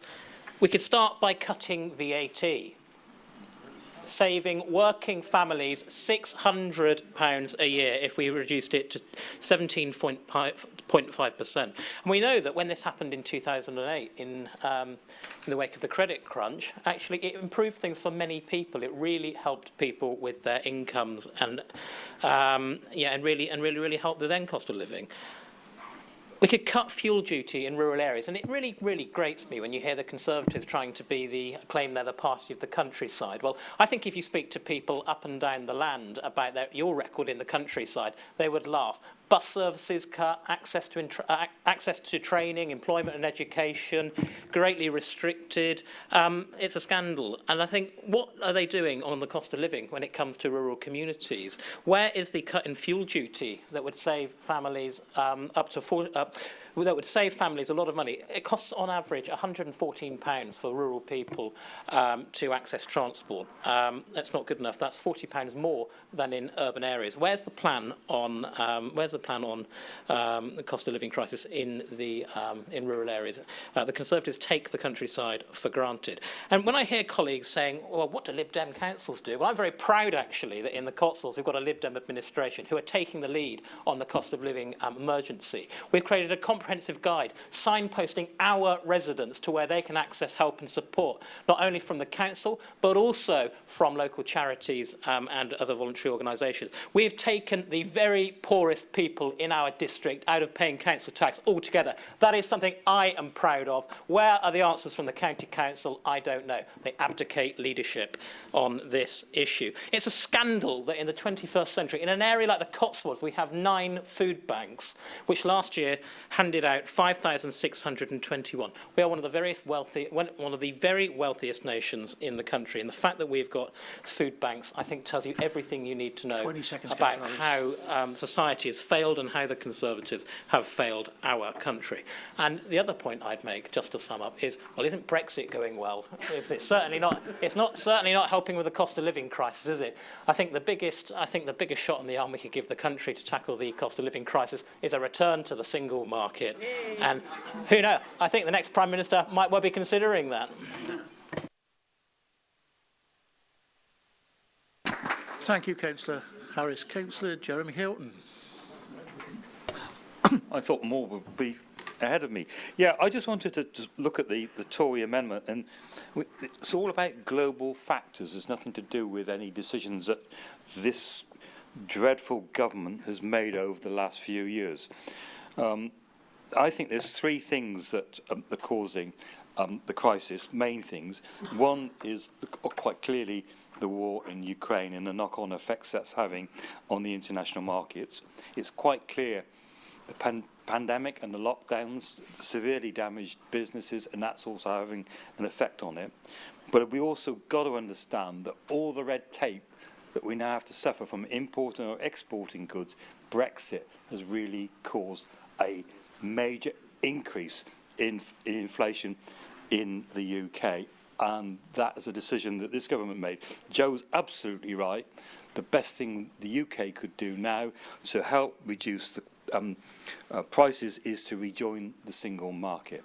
It would also help with getting people to come and work for UK businesses. It would help exports.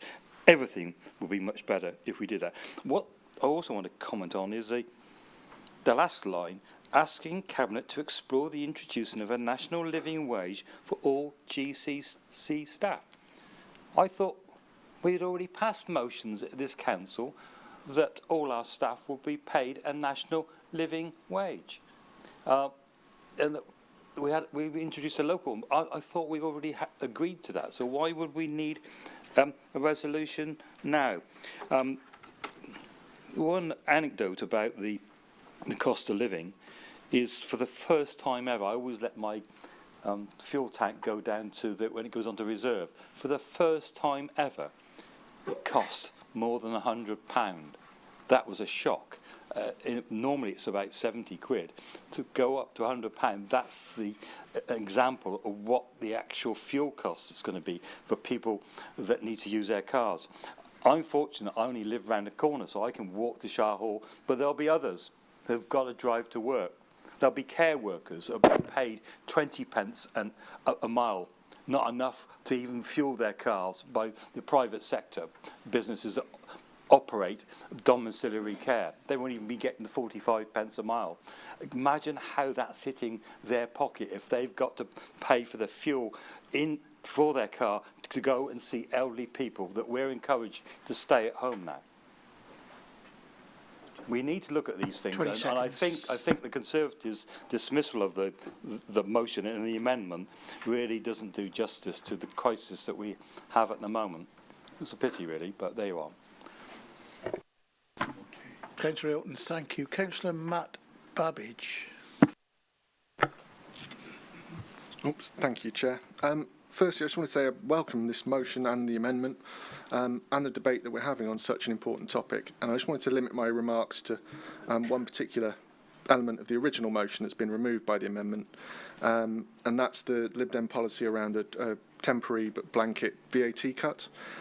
Now, there are many reasons why reducing VAT might be something to look at, but a blanket VAT cut is not an effective response to the cost of living, and it's not an effective response to food price concerns.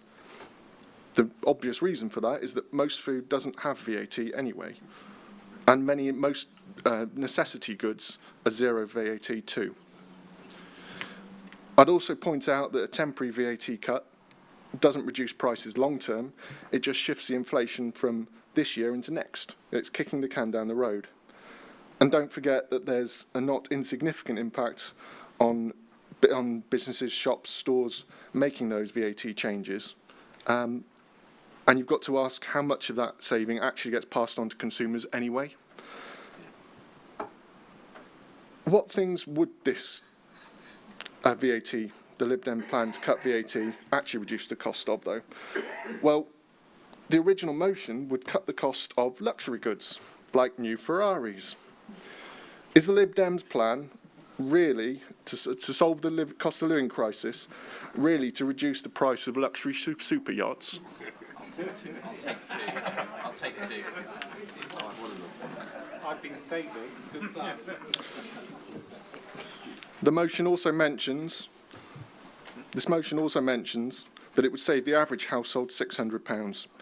Now, I've already said about how the idea that this tax cut would be passed through fully to consumers is naive at best, but it would also, that is also an average saving, and it would save the rich far more money and the poor far less.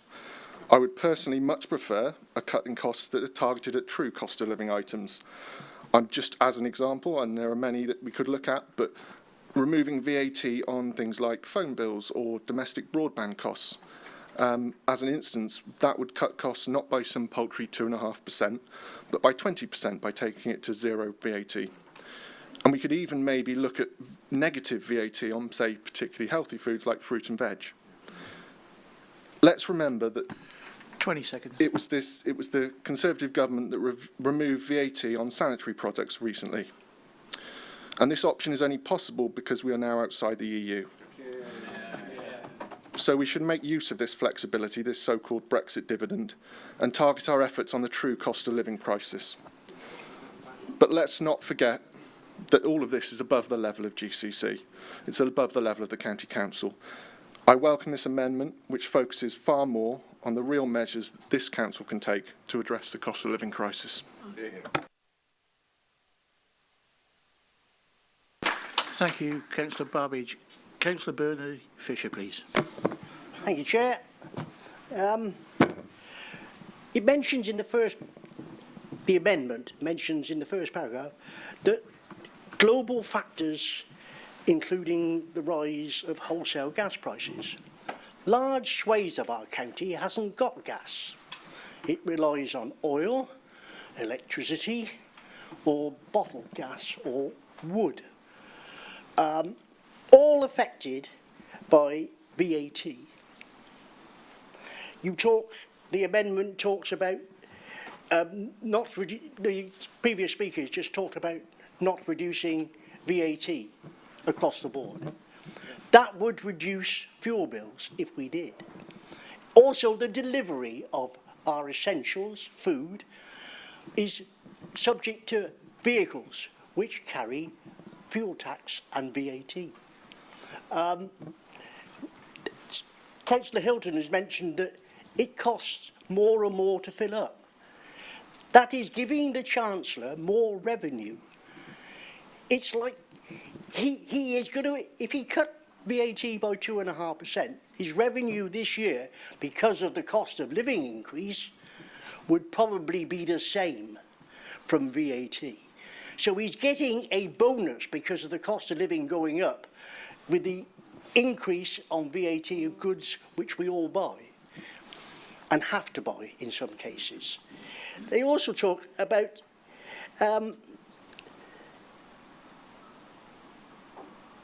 VAT.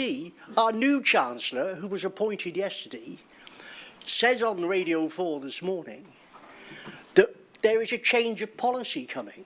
The last Chancellor fell out because he wouldn't reduce taxes. I think a lot of the things that we have put in our original motion could well be instituted by our new Chancellor when he gets round to it with Mr. Johnson. It's quite interesting too, because fuel poverty is a real frightener. People who are on card meters pay the highest tariff of any tariff that is available. So you're penalising the poor. It's acceptable to the Conservatives because you're probably not on a card meter. Also, the point that people die of cold, and it is just incredible to me that we are 20 not seconds, prepared to urge the government to reduce VAT, because that would help every person in this country who spends their money on a weekly basis. There is less than £500 per person as a windfall back in their bank account at the moment. We are heading for a major crisis, and this winter, not with 12 months' time, but this winter where people will die of the cold, and we are not prepared. I'm not prepared to support this amendment because it's a wrecking ball.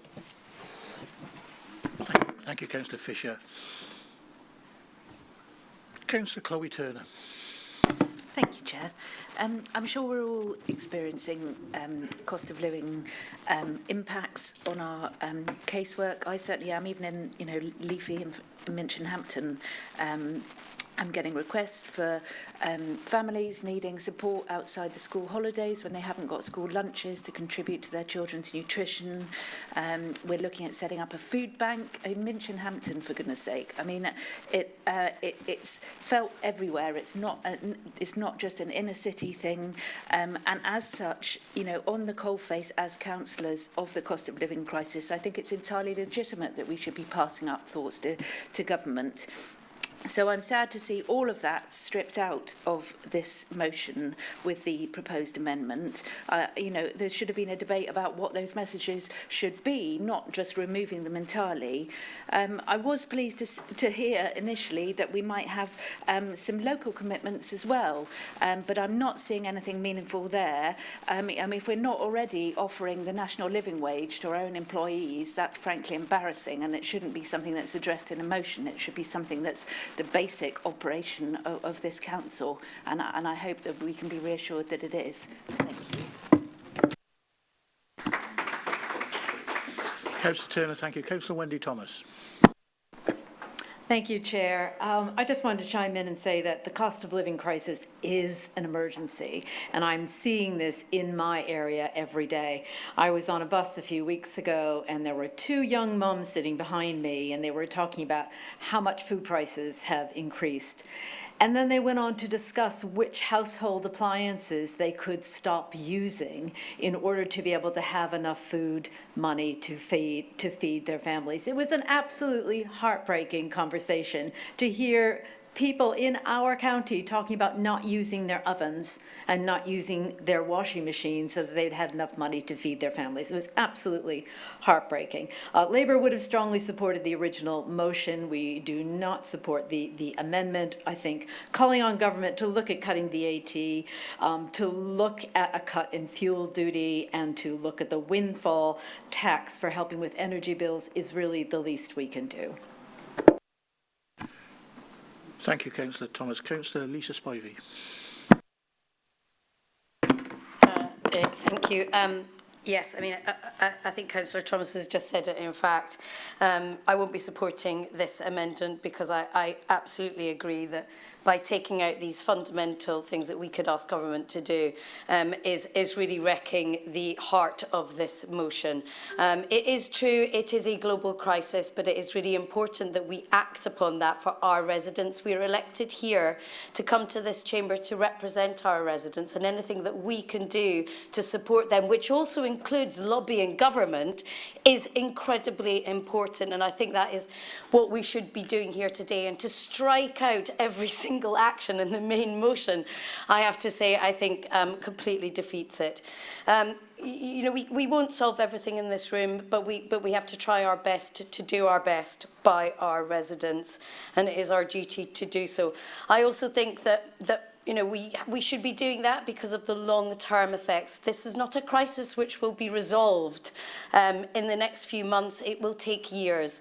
Because when our residents get into debt and they lose their homes and they fall behind, and our children, as Councillor Cohen mentioned in her proposal for the substantive motion, she talked about children's attainment in school, falling behind, etc. These are really, really important issues, and I think it's incredibly important that today we tackle that and ask our government to do their best by our residents, and I won't be supporting this amendment. Thank you, Councillor Spivey. Members, any more debate, please, on the Councillor Hawthorne on the amendment? Thank you for the opportunity to speak on this amendment. A lot has been said today about leadership. I firmly believe that leadership is taking action that will make a difference on the ground. And I'm sure there are many Lib Dems, Labour and Greens that will leave this chamber today and go back to their residents, say, do you know what, we tried to tackle the cost of living crisis in the council chamber. And the residents will rightly say, well, what did you do? What was the outcome? And your answer will be, well, we wrote a letter. That's not leadership. Leadership is actually looking about what we can deliver. Now, I'd love the opportunity to control VAT in Gloucestershire. I'd love the opportunity to control fuel duty in Gloucestershire. Bring it all on. We can deal with those taxes and deliver a Gloucester solution for Gloucestershire people. But the reality is we don't. So let's focus on the things that we can actually do for hard-up households. Let's look at some of the schemes that we can actually deliver to help people here and now. And as for this suggestion of, the way to solve the cost of living crisis is to rejoin the single market, my God, you really haven't been paying attention about what's been happening in Europe. Some of their energy crisis issues are worse than ours. But equally, I think Matt Babbage's speech was absolutely spot on, because some of the flexibility that we now have as a result of leaving the EU, the ability to zero rate certain products from VAT, would be illegal if we were still in the single market, because there is a requirement in the single market to a minimum standard, both for the reduced rate and the standard rate. And there is a centralised list of what can and cannot be VAT'd. So the principle of what we are debating here is something that we all recognise when we talk to our residents, that there is a real need to support local families, especially those who are finding it the most difficult.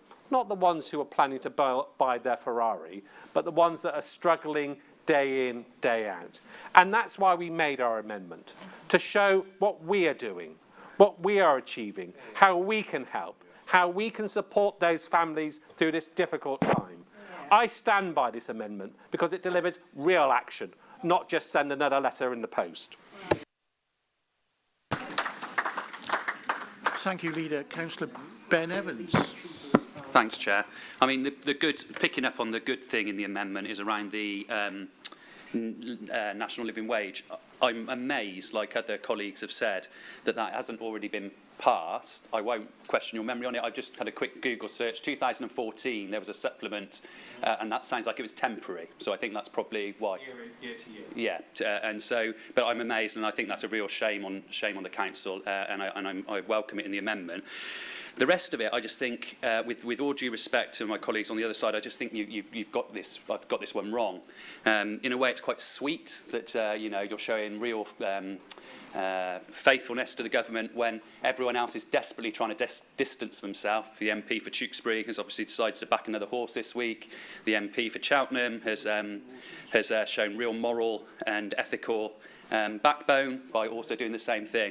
And I think to show some leadership and to say, yeah, we know this is your party in government, but actually in Gloucestershire, we want you to do these things differently, I think does show leadership, as well as, it's not either or, as well as the stuff that happens locally. I think the other reason I don't think you're on the right side of this one is because this isn't an issue anymore about poor people. And although we all share a concern, obviously we share a concern for those people who aren't well off in our society, this is now an issue for everybody. And it's really an issue for middle class people, for people who, like myself, would consider themselves quite well off in life and quite lucky in life, and vitally for people who vote. And I really think that actually sending a message to those people on behalf of the council that we understand and we want to do something to help them, I think would have been the right thing to do. And I think the amendment does wreck it. I don't take any truck with this idea that the government can't do anything. People fall over themselves, spend their whole lives trying to get to become Prime Minister, Cabinet, Council Leader, And then to say we haven't got any power to affect things, I think is a complete cop-out. Yeah. Of course they have. These are the most powerful people in one of the richest countries in the world, in one of the richest counties in the world. And if we can't do something, then shame on all of us. What's the point of us being here? So I would say that I'm not going to support the amendment. I think it has taken the guts out of what was a constructive, positive motion. I welcome the bit about the living wage, but the rest of it, I think, has wrecked what was a good motion, and so therefore I can't support it. Thank you, Councillor Evans. Any more speakers on the amendment debate, please? Not at this time at the moment, but I'll bring you in a minute. Any more speakers before we go to the mover of the amendment? No. So the mover amendment, and then after that back to Councillor Hodkinson. Thank you, Chair. And I did just want to confirm that we do pay the living wage in Gloucestershire County Council. So that is confirmed. I have to say we're in interesting territory when we get described as weird, a word like cobblers, but you know you're somewhere special when they bring up Brexit. I do notice that the National Labour Party has changed its position on Brexit, though I accept the Stroud Labour Party may take a completely different position. They do on many things. But I also would like to emphasise the local examples. They were well made by Stefan, but we've seen in Stroud District Council, run by all of you, it's a coalition, that they were later paying out the council tax rebate than other councils in Gloucestershire, which is to their shame. We would also note that when they tried to put up parking charges, which they succeeded in doing by over 12% in Stroud Town Centre, we objected, and the same three parties voted us down. So when you actually have the opportunity to show leadership, it doesn't happen. I think Mark stole most of my speech, but he's absolutely right. Leadership is not writing a letter to government. I sit on Stroud District Council. We regularly write to government. I'm sure they have a special filing cabinet for our letters. What was missing, though, from the original motion, which is scandalous, having listened to the words, is that we are spending, government provided, but we are distributing £5 million to the most needy in this county. You didn't even mention that in your motion, so we put it in there because I think it is well worth understanding and noting that that's going. Because when you talk about heartbreaking, it is those most in need that money is going to through the Household Support Fund. So to sit here and paint us as evil when that money is being spent is, I think, unfair. So let's get on with this and support this amendment so we can move on to other matters. Thank you. Councillor Davis, thank you. Councillor Hodkinson. Thank you very much. Yeah, I just wanted to pick up on some of the things that have been talked about here. And, you know, let's really be clear about this. This is not an amendment. It is a total rewrite. All the recommendations have been completely and utterly rewritten. So that's not an amendment in my book. Secondly, I see the member for Pittville heard what he had to say, and he talked about global factors, the same old stuff, global factors. Perhaps he would like to tell me later, not now, why it is then that the UK has the highest inflation rate in the G7. Why? What is it? What's peculiar about this country, apart from the fact it has a chaotic government in place? Secondly, let's talk about the tax burden, because what you've decided to do, Conservative Party, is delete the truth from our motion. You've deleted the truth about the tax burden. Isn't this what Conservatives like to do? Delete the truth. It comes down from the top, doesn't it? The lies, the deleting of reality. And in fact, all of our recommendations are about lobbying the national government. They're about lobbying the national government, not just writing a letter, but far more than that. Does the leader of the council, who appears to have gone, not have the ear of his government? Do you, Conservative Party, not have the ear of your government? This is your government. This is your Prime Minister. This is your party in government. So step up, tell them what you want, tell them that you want these things, and get them to do it. That's the whole point of this motion. It's not just about writing a letter, is it?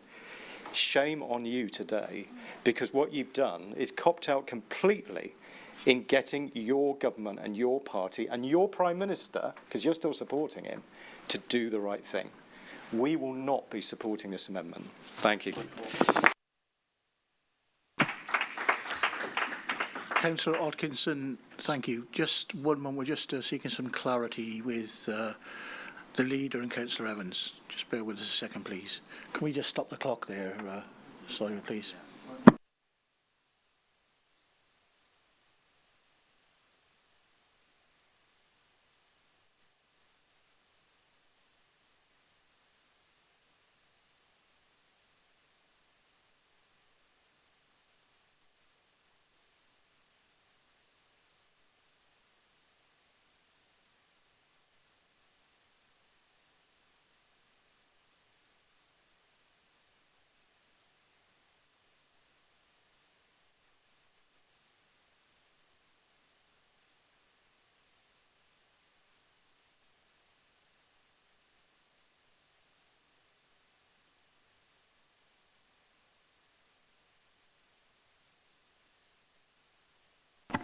Yeah. Restart the clock, please, Simon. Yes, I believe the issue has been resolved. So we will now go to the vote on the amendment. All those in favour of the amendment, please show.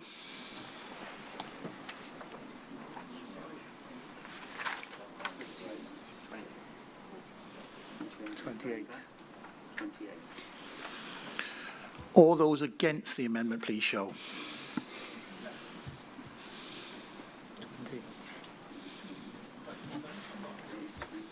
Yeah, 28, 20.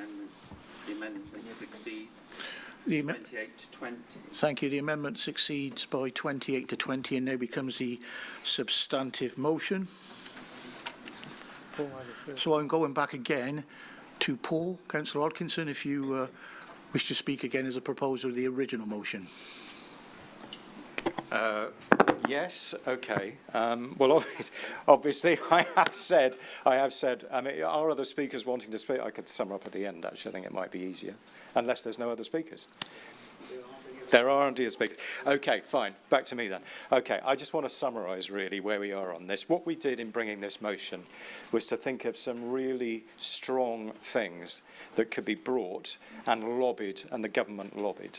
We feel that by declaring a cost of living emergency, but it looks as if we will, so we will have won that argument in declaring that cost of living emergency, that by stating that front and centre, that we all start working towards doing something concrete to combat what can be, I think, this coming winter, a terrible situation for a lot of people in our county. I think, to quote that awful cliche, we ain't seen nothing yet. And I think it's going to be really, really tough this winter.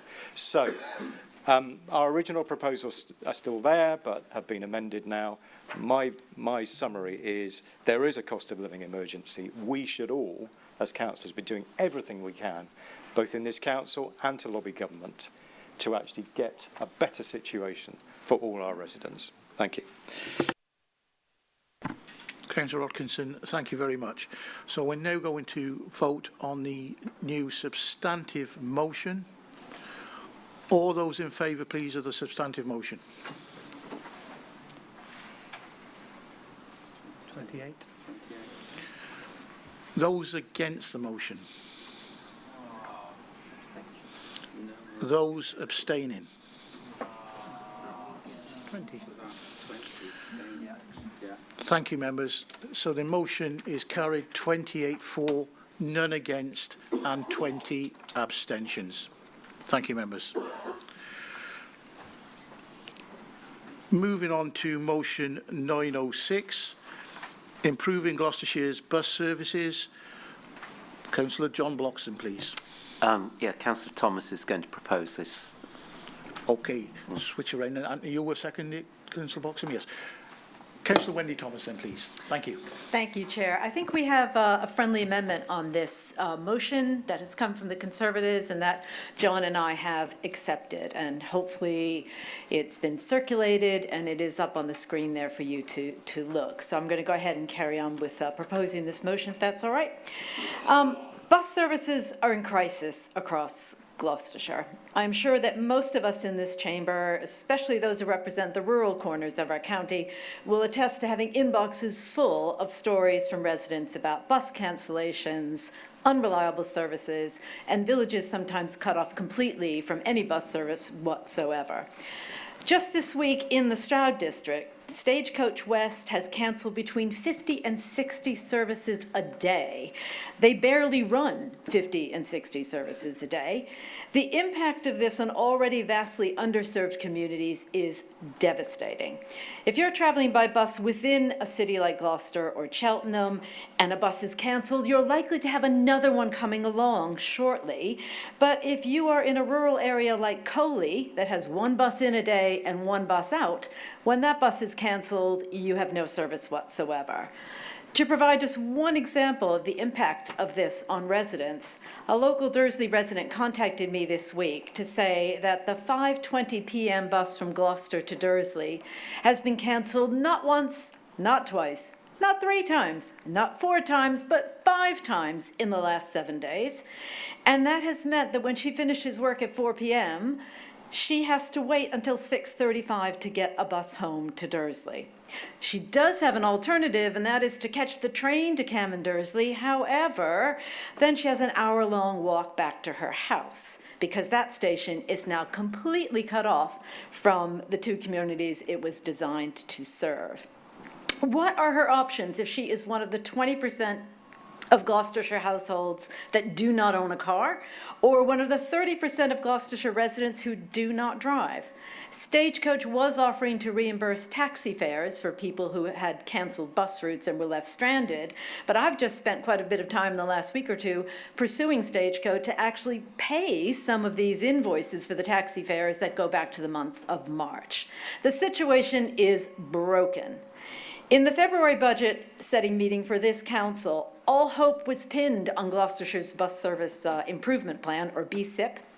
The BSIP has great targets, as we've just heard, of 10% reduction in journey times and a 5% improvement in reliability, all by 2025. So much was promised in our BSIP that a Labour budget amendment to increase funding for buses by a mere £300,000 was rejected as nonsense because the BSIP would be the answer. In April, we learned that Gloucestershire was not successful in its bid to fund the BSIP. We now face no additional funding for the aspirations in the BSIP. The last COVID-related bus recovery grant is ending in October, and newspapers in the last week are filled with articles saying that nationally we can expect further draconian bus reductions in services. If you combine this with the cost of living crisis and the huge increases in the cost of fuel, we have a desperate situation on our hands.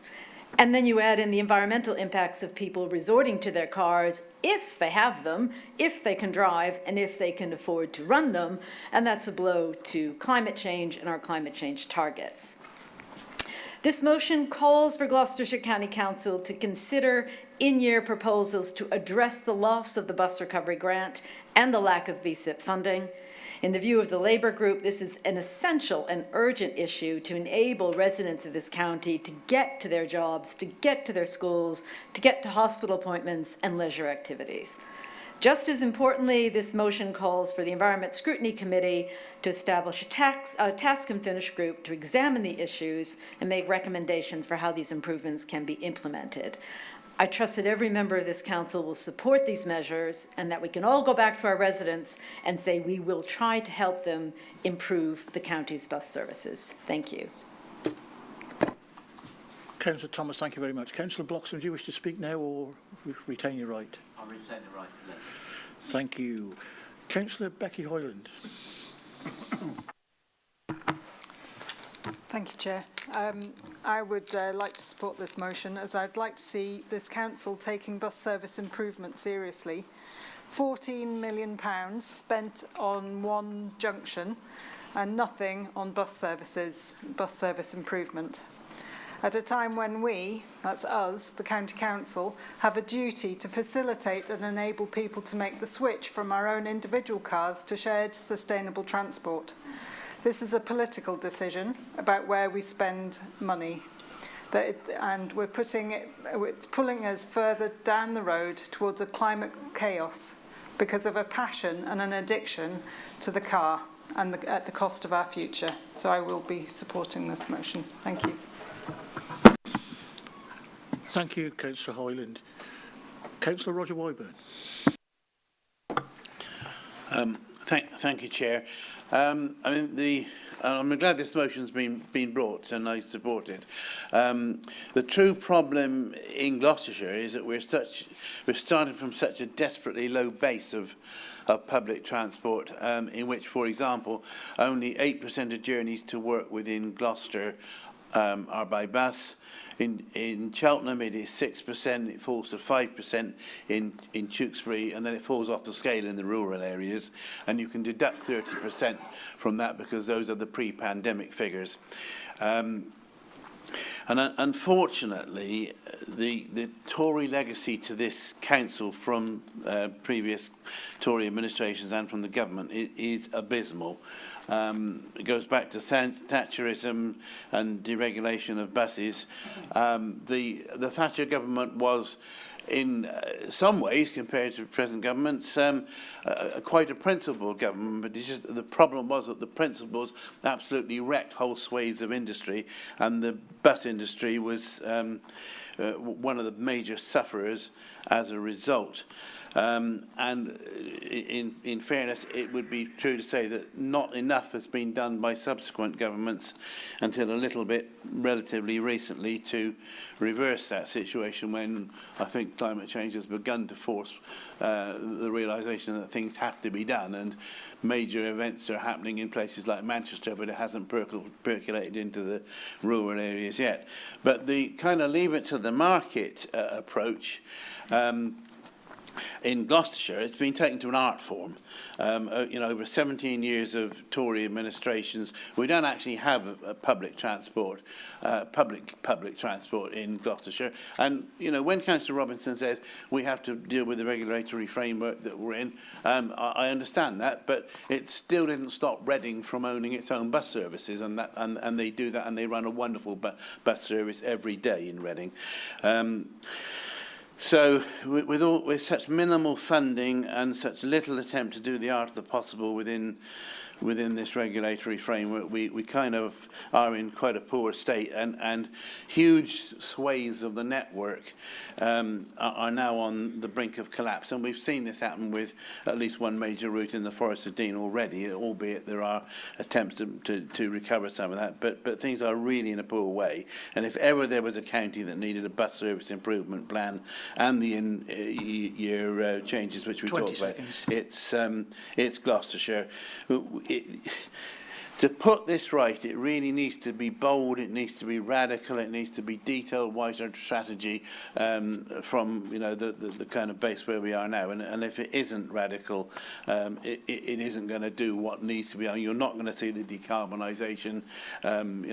Electric vehicles aren't going to solve all the problem. We've got to get people onto public transport. So I support the motion. Thank you, Chair. Thank you, Councillor Wyborn. Councillor Philip Robinson. Thank you, Mr. Chairman. I'd like to formally move the now friendly amendment because there's much that we agree with in this Labour motion.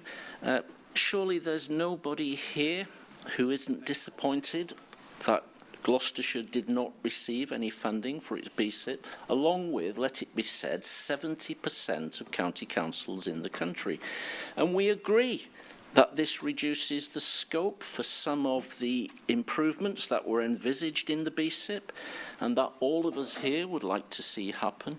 And yes, we agree that the COVID-19 pandemic has placed public transport in a difficult position because services have not yet recovered to their pre-COVID levels, and that's because passenger numbers are stubbornly 30% down, and of course that represents a large cut in operators' revenue.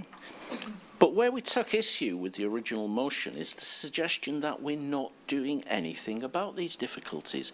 Far from that being the case, we're dealing with those issues and more besides. And I say more because we're having to tackle significant inflationary pressure as well. So here's a taste of what we're doing. On concessionary fares, we're keeping payments at pre-COVID levels. DFT's view is that they should be reduced. We're not doing that. We're sticking by our operators and paying the full whack To help offset the inflationary pressures, we're awarding an 8% uplift on any contract awarded before the 1st of April this year, except in the case of community transport grants, where we're putting forward a whopping 10% increase because we value community transport as a key player in tackling the challenges which face our rural areas. And we're not cutting, and nor have we cut, a single GCC subsidised service. Yes, we have seen some cuts in commercial services. There's nothing we can do about that. It's outside our control. But where a service is subsidised by us, there have been no cuts, and nor are we planning any. And of course, it should go without saying that we do continue to explore opportunities to protect and enhance the quality of bus services. And that's why we welcome Labour's proposal of a task and finish scrutiny group. 20 seconds. So to conclude, Mr. Chairman, the bizarre idea that was in the original motion that somehow this administration is sitting back and doing nothing to address the BSIP and BRG challenges, it just doesn't stack up. We're doing what we should be doing. We're acting now to keep a lid on costs, to support the network, to mitigate the risk of losing services. So please support this amendment.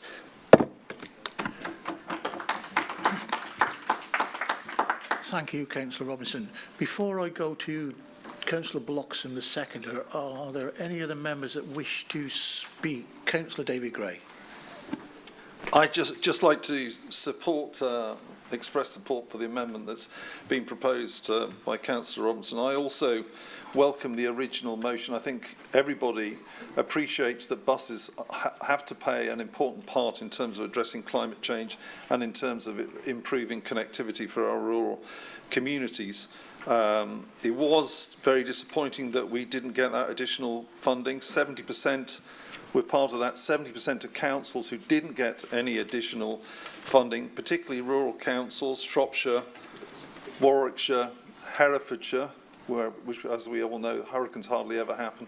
And it's important that we recognise the gist of the motion in terms of promoting bus travel and protecting our existing service and looking to improve it.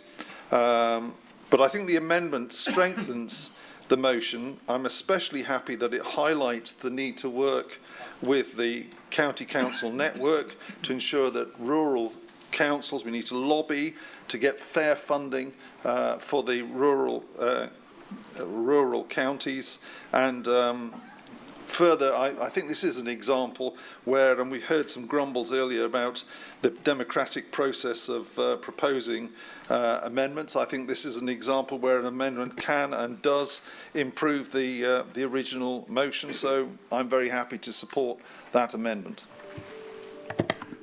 Thank you, Councillor Gray. Councillor Colin Hay. Just briefly, Chair, and looking back at the last motion where actually they took out all references to this council lobbying to bring about change, and yet here we have now it's being suggested that lobbying is a really good idea. We're going to use the CCN to do that lobbying. Well, there's a surprise in less than 5 minutes.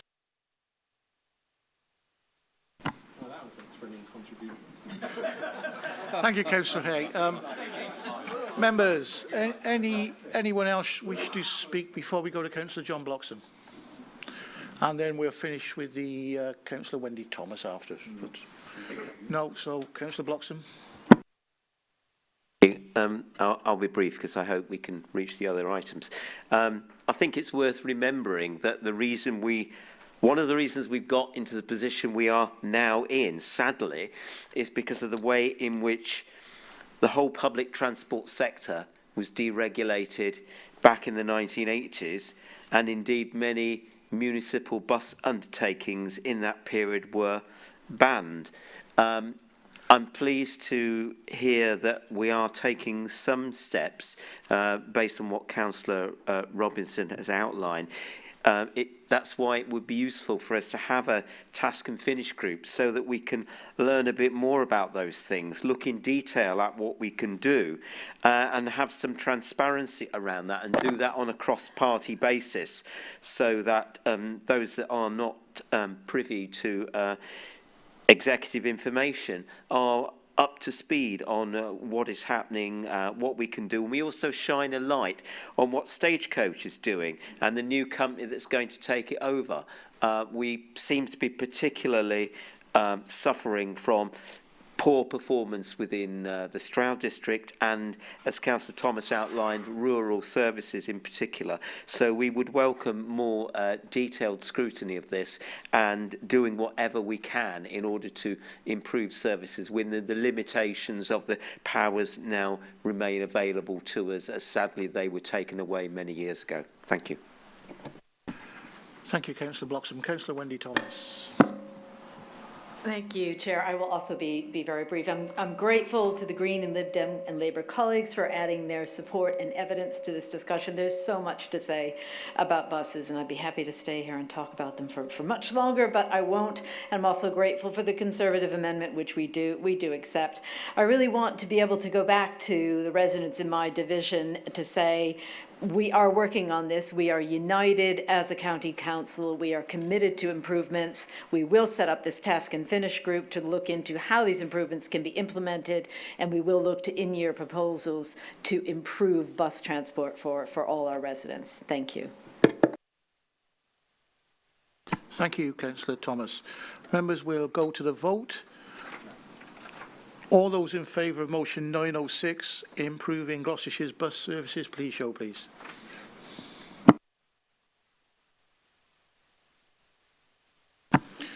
Thank you, members. That is unanimous. Thank you very much. Members, motion 907, knife crime. Councillor Nick Ousden to propose.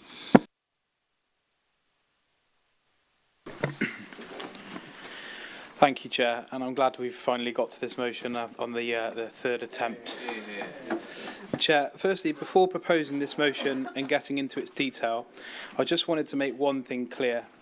Serious issues such as knife crime call for a cohesive, comprehensive and cross-party effort to work towards an improved picture for our county.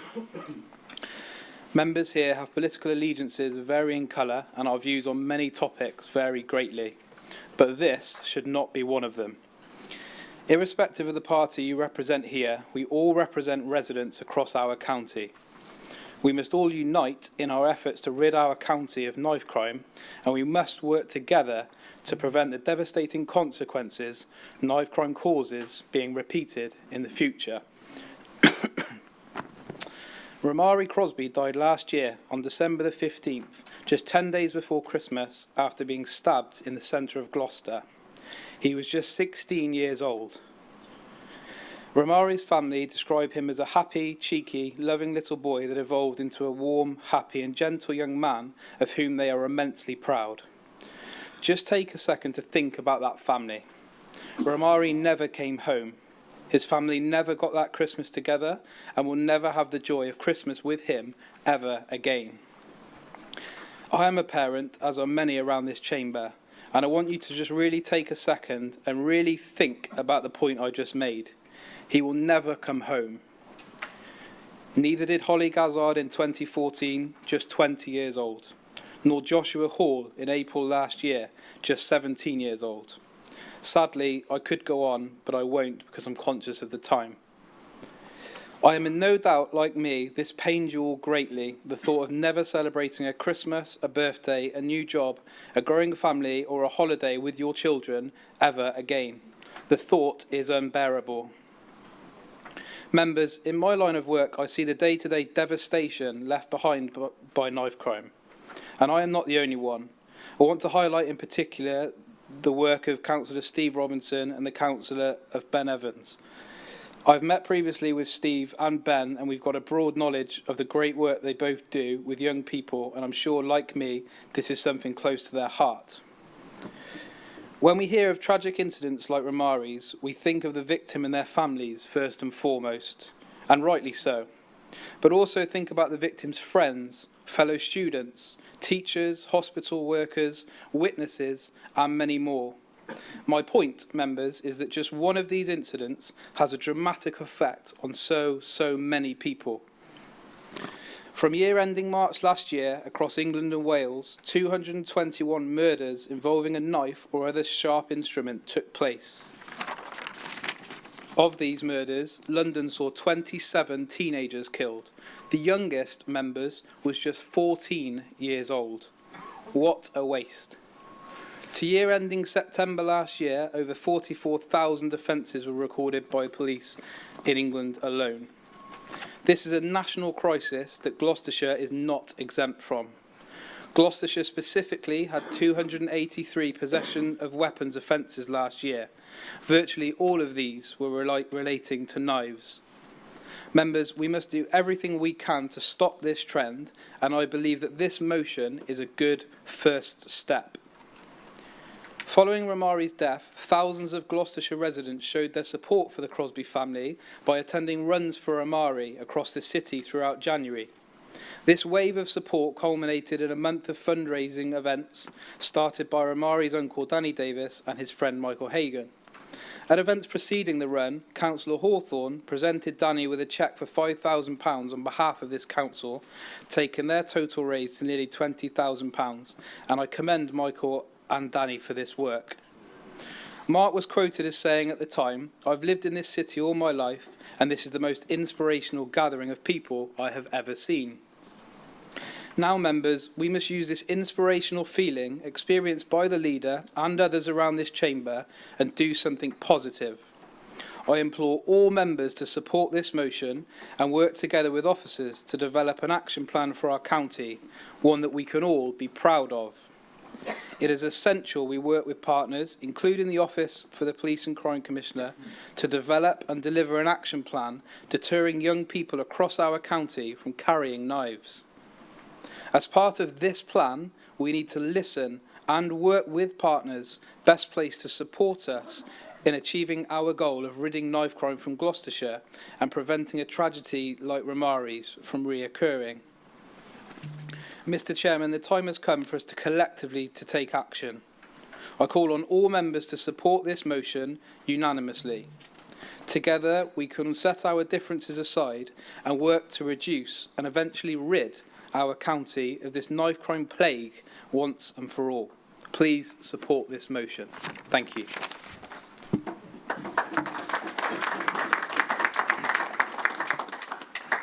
Councillor Ousden, thank you very much. Looking for a seconder. Councillor Alistair Chambers. Councillor Chambers, do you wish to speak now or retain your right? Retain my right, please. Thank you, Chair. Thank you. Members, I see no hand so far. Ben Evans. Councillor Ben Evans.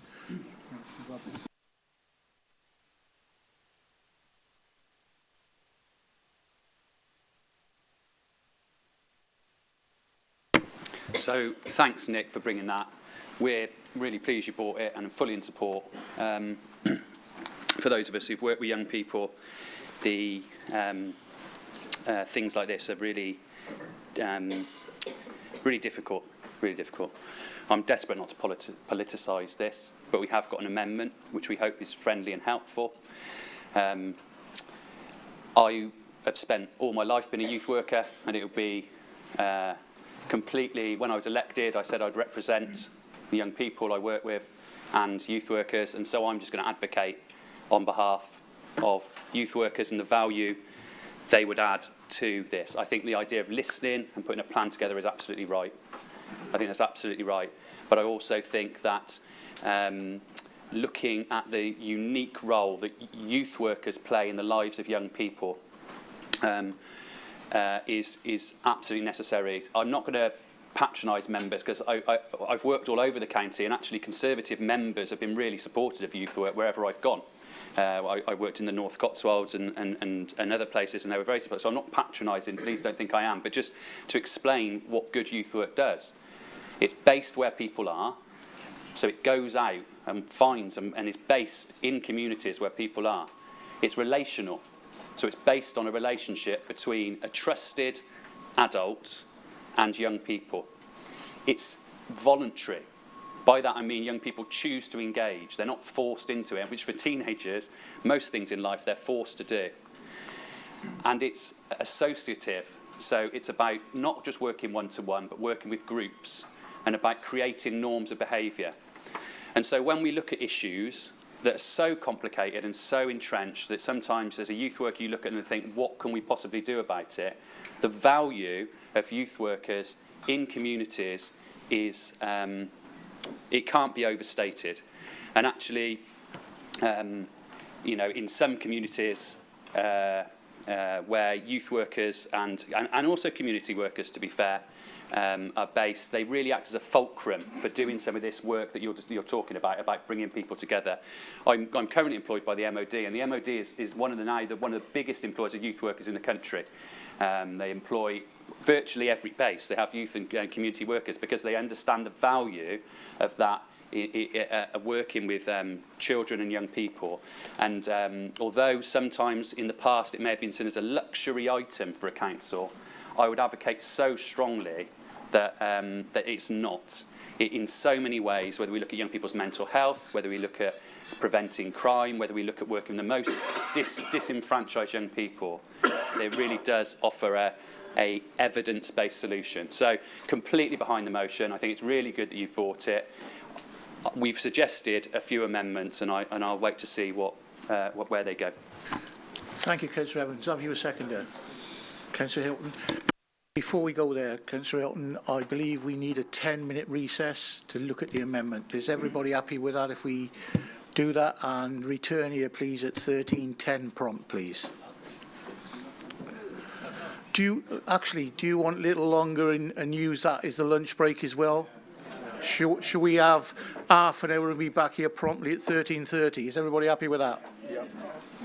Everyone happy? 25 minutes.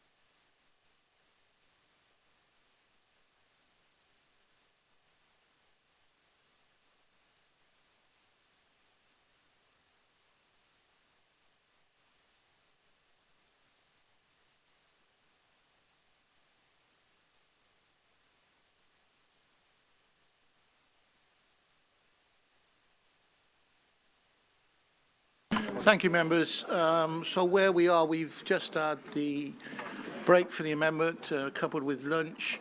Before I go to the seconder of the amendment, Nick, do you want to say a few words? Councillor Ousden, please. Yeah, no, nothing new from me, Chair.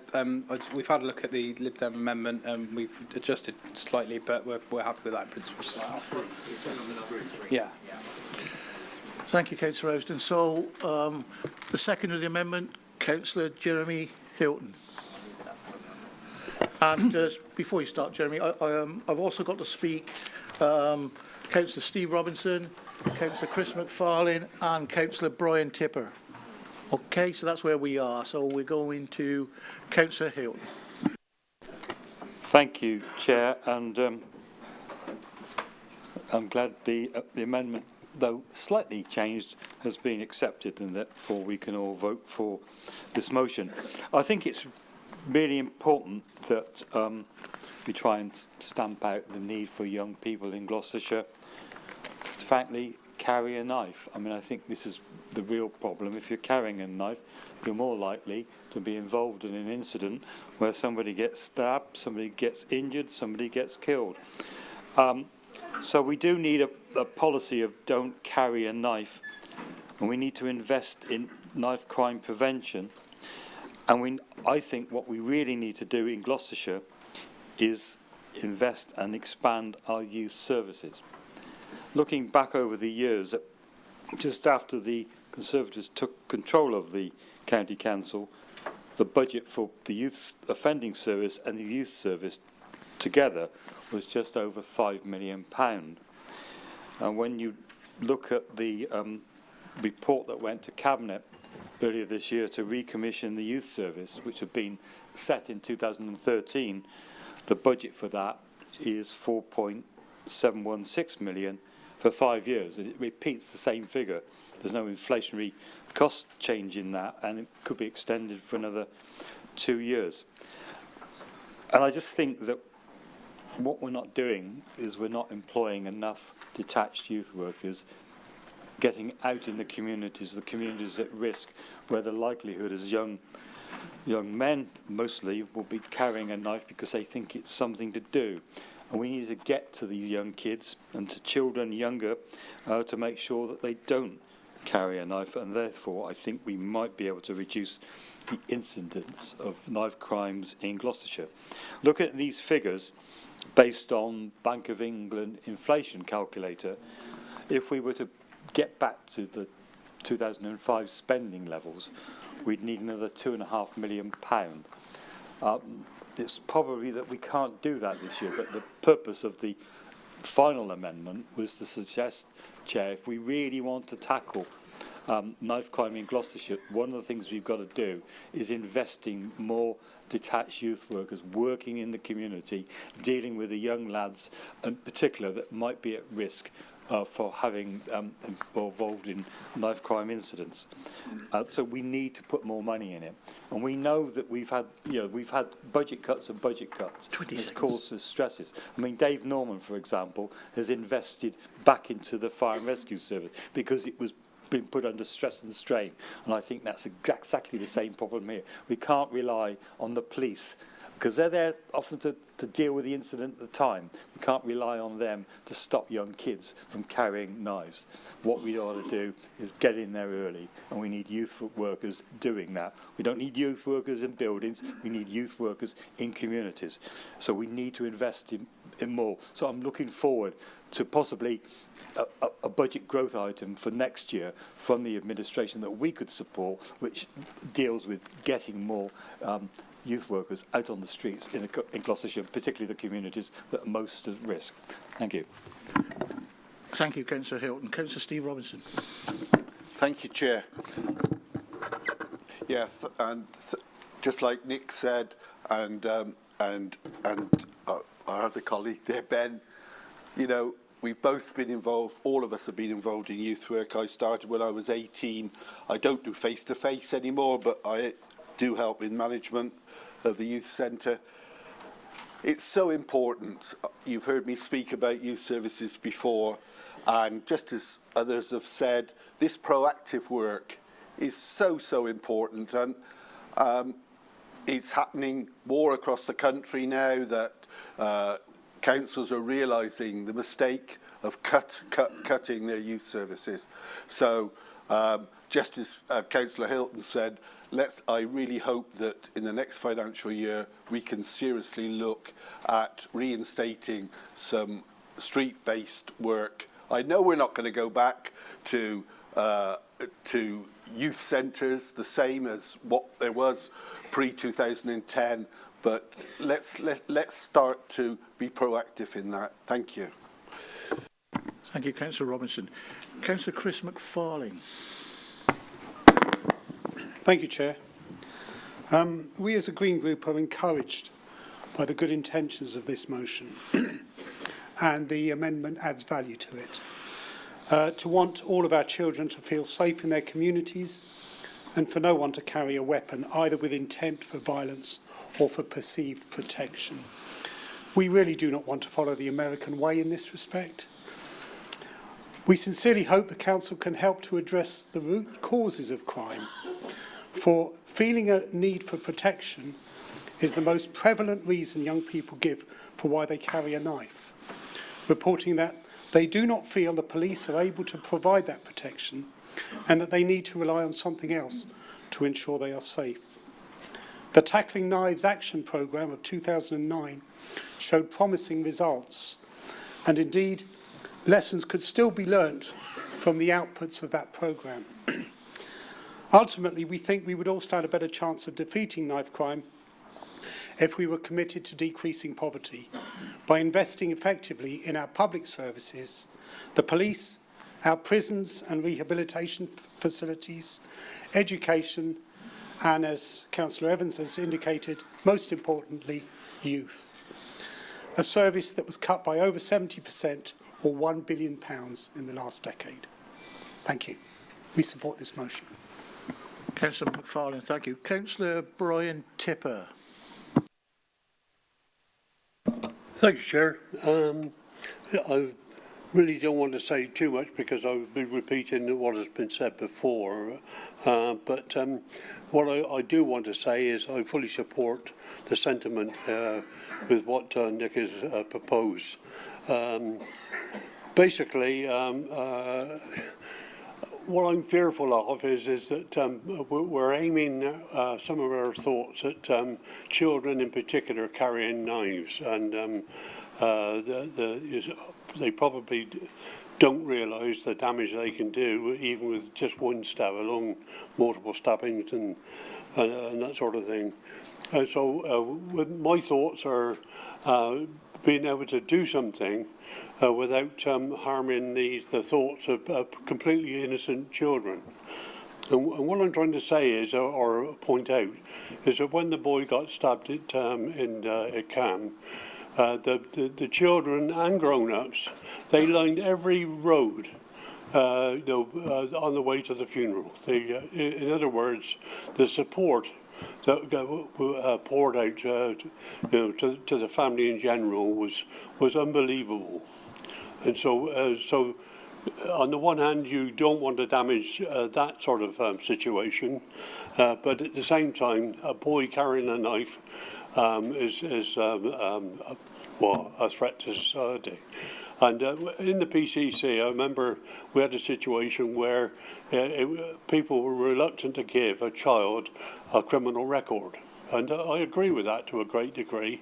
But this is one incident where if a child carries a knife, then there should be something done about it. I had a house in America for about 8 years, and I visited Canada a lot. And in those days, there were things like metal detectors going into schools. And what I'm trying to say is that, you know, perhaps we could ask ourselves whether something like that could be placed in such a way that it wasn't obtrusive, but at the same time it served a purpose. So all I'm trying to say is that we need to isolate this child with a knife. And I just want to end, well, when the boy got murdered in Cam, shortly afterwards there was an incident where, completely out of the blue, a group of children were walking along a path, and the leading person in that group actually drop kicked a teenage girl, and well, injured her. I don't know how much, but it certainly came out of the blue, and it's that kind of behaviour that we really have got to isolate, and I couple that with knife crime in the same sort of way. We have to isolate that child without doing the damage to the other children as well. That's all I would like to say. Thank you, Chair. Thank you, Councillor Tipper. Councillor Bernie Fisher. Thank you, Chair. Obviously, I support this motion. It does say one thing in there, to deter. What we've got to do is educate. And it is about education, and it should start in schools, and it should go through with joined up writing and thinking by youth workers. You know, I have 3 members of my family who work in secondary schools.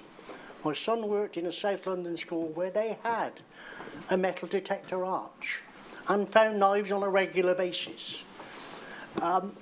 It does exist, I'm afraid, and we've got to educate our kids that carrying a knife doesn't make you secure, it makes you less secure. Knives are for other purposes, not to be carried as a weapon. And you've got to educate youth workers to go into schools and police to go into schools and talk about these things. We need to get at the bottom end of the ladder and educate people that carrying a knife, you know, I worked in a criminal court for a few years. The most popular stabbing thing is a Phillips screwdriver ground to a point, so you don't have to buy a knife. It's the most popular weapon to stab people with. So we've got to educate people that it's not clever to carry knives. Now that is partially by deterrent, which doesn't exist. We have police who are completely overstretched and are under-resourced, but we need to educate as well. I support this motion. My daughter works in a rural school in Wiltshire where they find knives on pupils in secondary school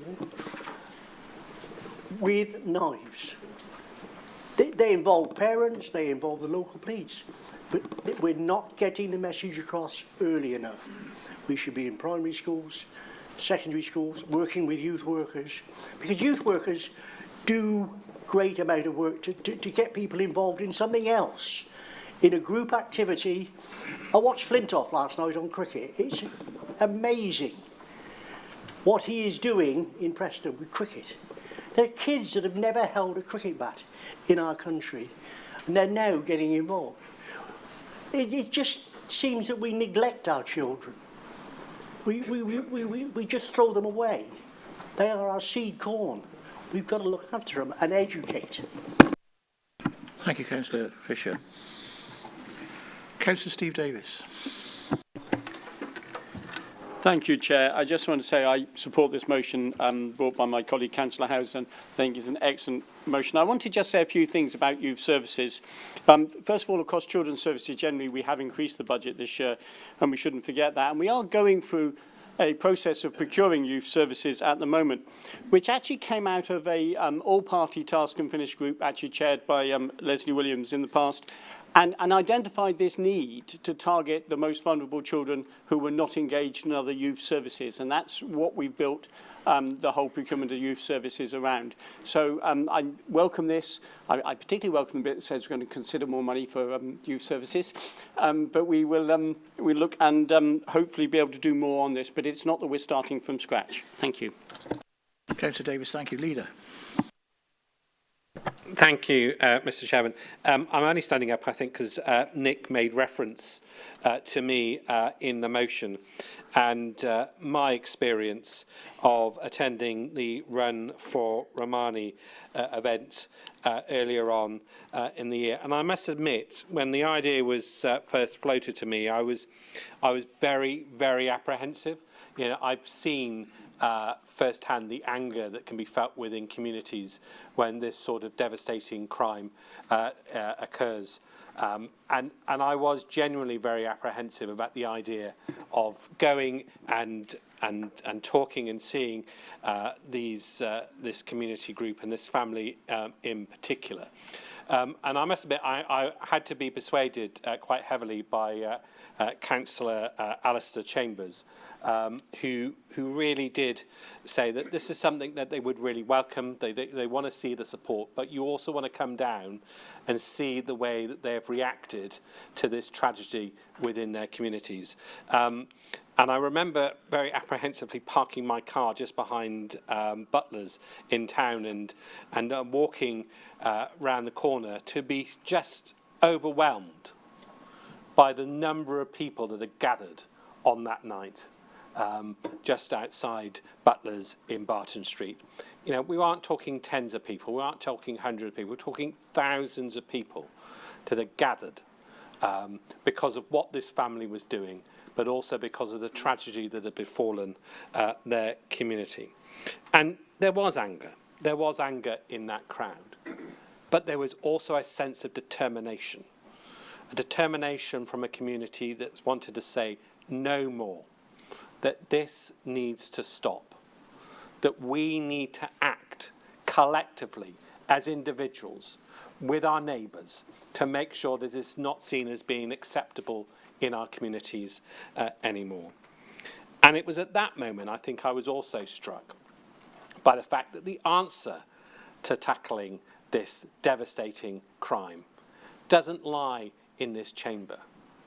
It lies within those communities, and that our job is to support them, to ensure that we give them everything they need to stop this happening again. And I slightly disagree with Bernie here. It isn't about education as such. You know, these are well-educated kids in many respects that just happen to carry knives. We need to work with communities to make sure that this is unacceptable in every corner, in every household, in every street corner, because that's the only way that we're truly going to tackle this hideous and horrendous crime. I'll finish, and I've slightly run out of time, but they had a table at the event, and on it was a picture of everyone that had lost their lives to knife crime in Gloucester and the surrounding area over a 10-year period. There were too many pictures on that table, and we need to change. Thank you. Thank you, Councillor Hawthorne. Councillor John Bloxham. Thank you, Chair. We have previously and on this occasion submitted an amendment to this motion and not received any feedback on that. So we would request that that be put up. It is simply the text. I'm just going to close this amendment down, and then we'll go back to your amendment. Thank you. Okay. Does anyone wish to speak further on this amendment before I go to Councillor Alistair Chambers and then back to Councillor Housden? I think it's been accepted as friendly, hasn't it? Yes, friendly amendment, yes. So you don't need to. Don't need to. No. So that's happening. So we'll go then to Councillor Bloxham at this stage then. The previous amendment has been accepted, now it's back to yours. Okay. So I don't know whether we should put that up now. It's simply to commend the motion that was agreed by Gloucester City Council. It was actually moved by a dual member, so we believe it contains some additional points that don't appear in the text before us that are valuable. In particular, the relevance of taking a public health approach to tackling the issue of knife crime. So it's not dealt with just as a criminal justice matter, but from a broader perspective. It's a useful point that is made within this particular text, and it is the decision of the City Council. So we would hope that the movers would accept this amendment as friendly in order that we can be united on this. Thank you. Thank you, Councillor Bloxham. Have you a seconder, please? Thank you, Councillor Robinson. I'm looking, do members want another recess on this, or are they happy to proceed at this point? Leader. Yeah, no, we're happy to be made aware of this, obviously, because this is the third time we've had this motion here, so this is the third time we've seen this amendment. John, I think as we've previously explained, we feel that this is an motion that's been written by the County Council for the County Council, and I think we saw it as an improvement on what was originally taken to the City Council. Indeed, we worked very closely with Alistair and others to rewrite the motion. So we don't feel that we can accept the amendment as tabled. We think the motion that's on the table, the one that we've accepted the amendments from the Lib Dems, says all that we really want to be saying around this, and we don't accept this additional text that you've got in front of us this afternoon. Thank you, Leader. So is everybody, the other groups, happy to proceed at this point with debate on this amendment? Yeah, we have to. Yes? Okay, so I'm looking for speakers on the Labour group's amendment. Chair, did you wish me to speak now as the seconder or later, if anybody else? Do you want to speak now or later? Sorry, I'll speak later if anybody else wishes to speak. We've got anybody else? Nobody else wants to speak? No one else. Councillor Chambers. No, he's on the substantive. Do you wish to speak on the amendment, Councillor Chambers? No, I'll speak. Okay. Okay. So I'm seeing no other speakers. So Councillor Robinson. Yeah. Thank you. Yeah, I'm disappointed that our friends over there couldn't agree to this friendly amendment, as it was just almost copy and pasted from the controlling group on the City Council. I will be, in my new role as chair of the Police and Crime Committee panel, taking this up with the PCC, so that, you know, across the county it's very much highlighted within neighbourhood policing. So, you know, because it is, when these tragic events happen, it devastates families forever. So, yeah, but I thank everybody for the previous friendly amendment. Thank you. Thank you, Councillor Robinson. So it's back to Councillor Bloxham as the mover of the second amendment. Okay, thank you. Yeah, well, just to repeat the point, really, it is the wording from the Conservative-controlled City Council. We thought it contained additional points that were helpful. They aren't contained within the motion, the substantive motion, as amended currently. It talks about the need for a public health approach that adds something which is otherwise omitted, and it's bang in line with a whole series of government documents which talk about precisely that approach, and has been well illustrated in other parts of the UK. So that's why we put this forward as an amendment, because we think it adds something and it would be helpful to do so. Thank you. Thank you, Councillor Bloxham. Before we go to the vote on the amendment, I'm going back to the right of reply from the original proposer, which is Councillor Austin. Thank you, Chair. I'll just keep this short. So I think as Councillor Robinson and Bloxham alluded to, their amendment was effectively copy and pasted from the City Council. And we are not the City Council, we are the County Council with different responsibilities and different focuses. So that's the reason that we are rejecting the amendment. Thank you, Councillor Austin. So, members, we now go to the vote. Councillor Chambers, we go to the vote first, then I go to you, and then I go back to the proposer's original. So we go to the vote on the amendment, on the Labour group's amendment. All those in favour of the Labour group's amendment, please show now.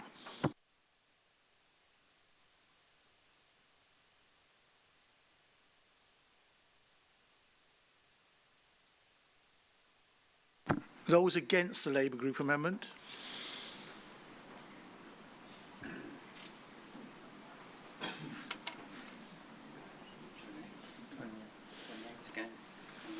And abstentions, please.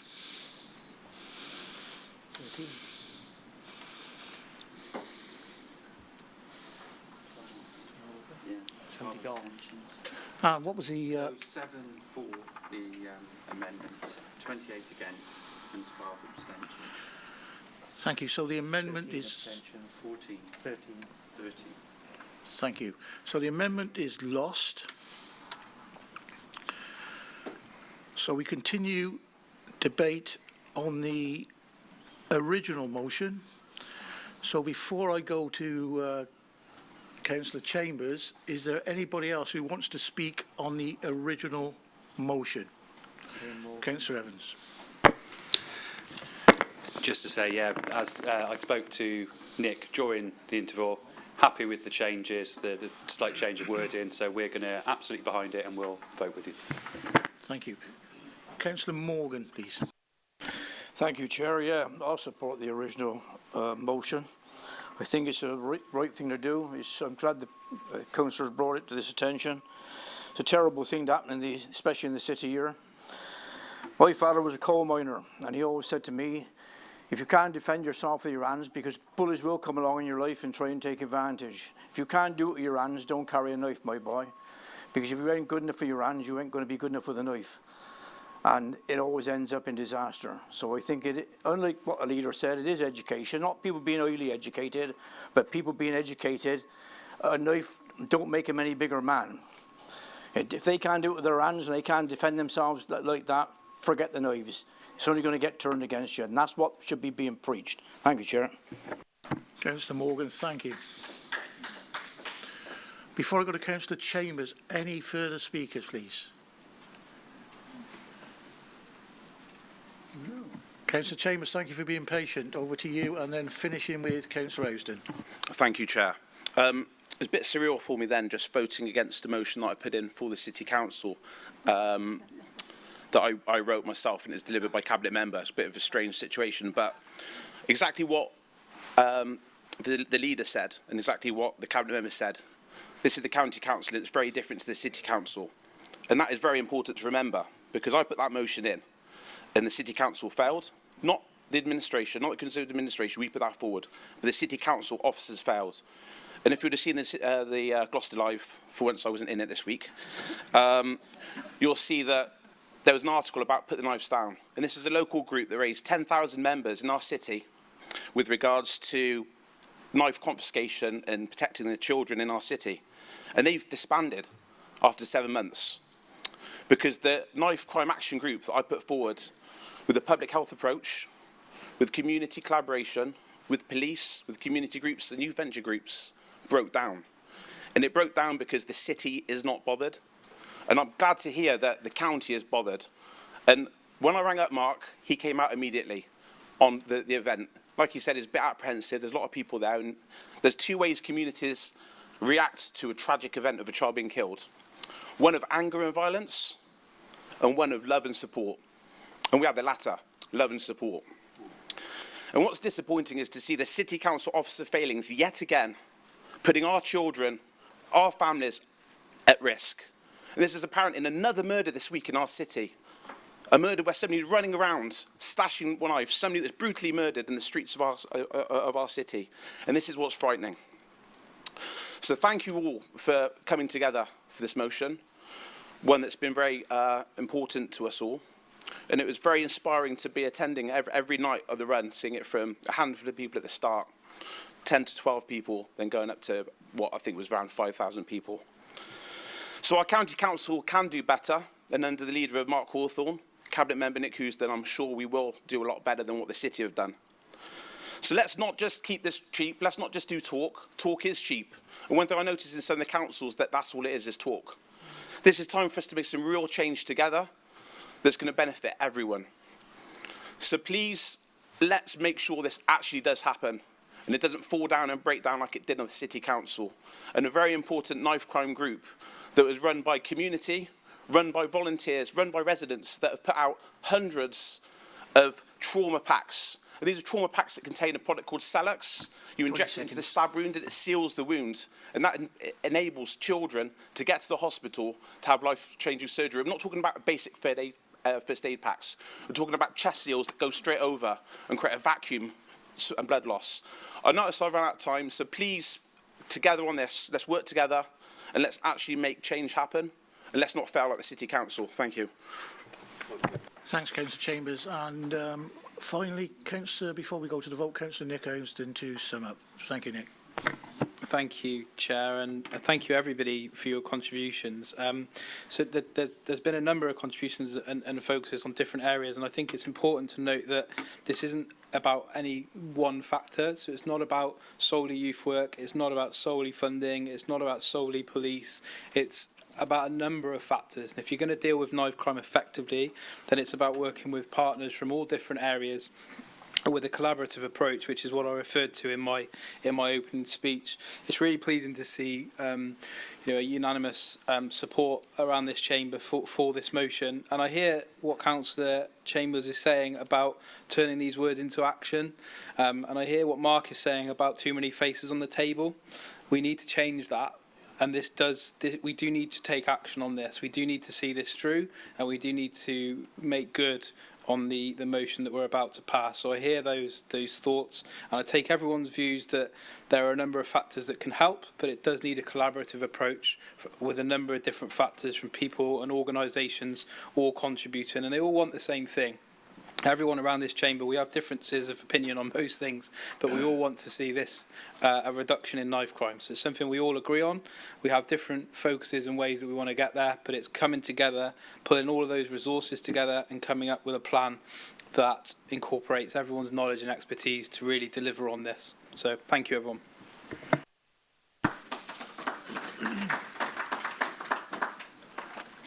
Thank you, Councillor Rosen, and just congratulations to all members on a much-needed debate and the involvement that you all took part in. So, straight to the vote then on motion 907 on knife crime. All those in favour, please show.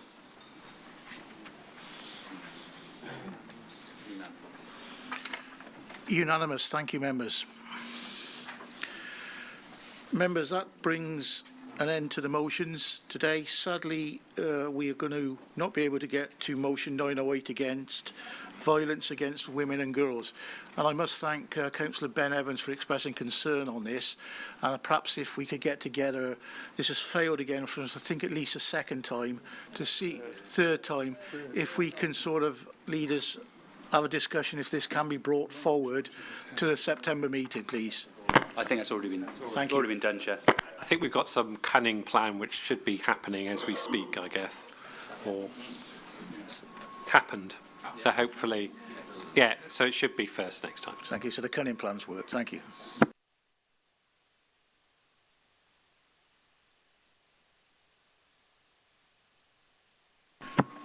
Agenda item 9, members' questions.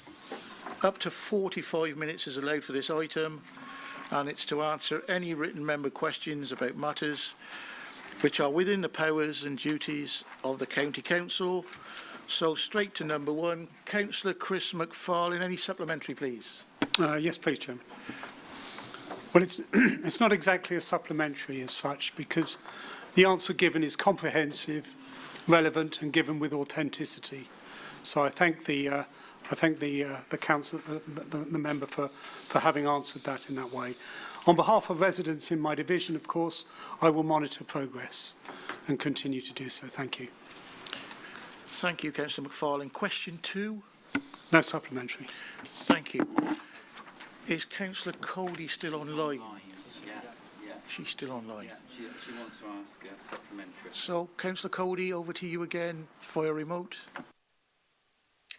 Thank you, Chair, and I thank Councillor Hawthorne for his response.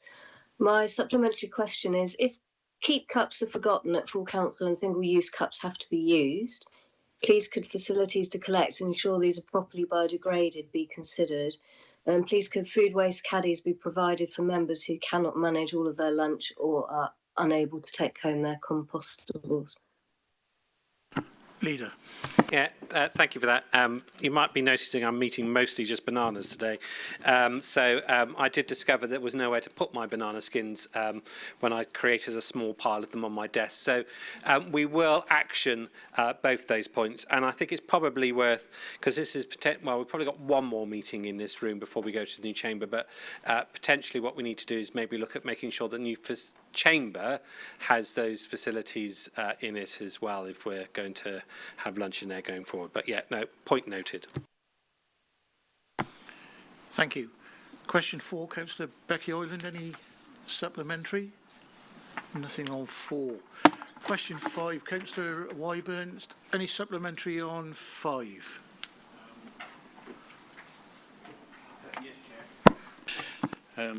So I thank the Cabinet Member for having a go at answering the question, but can I ask you, does this rather waffly answer, if I may say so, mean that in effect the Cabinet Member has gone native, as in accepting the policy of filling one pothole of, we'll say, the limit of 40 millimetres deep, whilst ignoring the other ones around it, which might be 38 millimetres deep, something which you were clearly exasperated about when you expressed the subject at environmental scrutiny?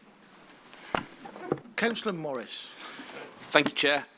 First for me, first answering questions, and first for being called waffling and going native.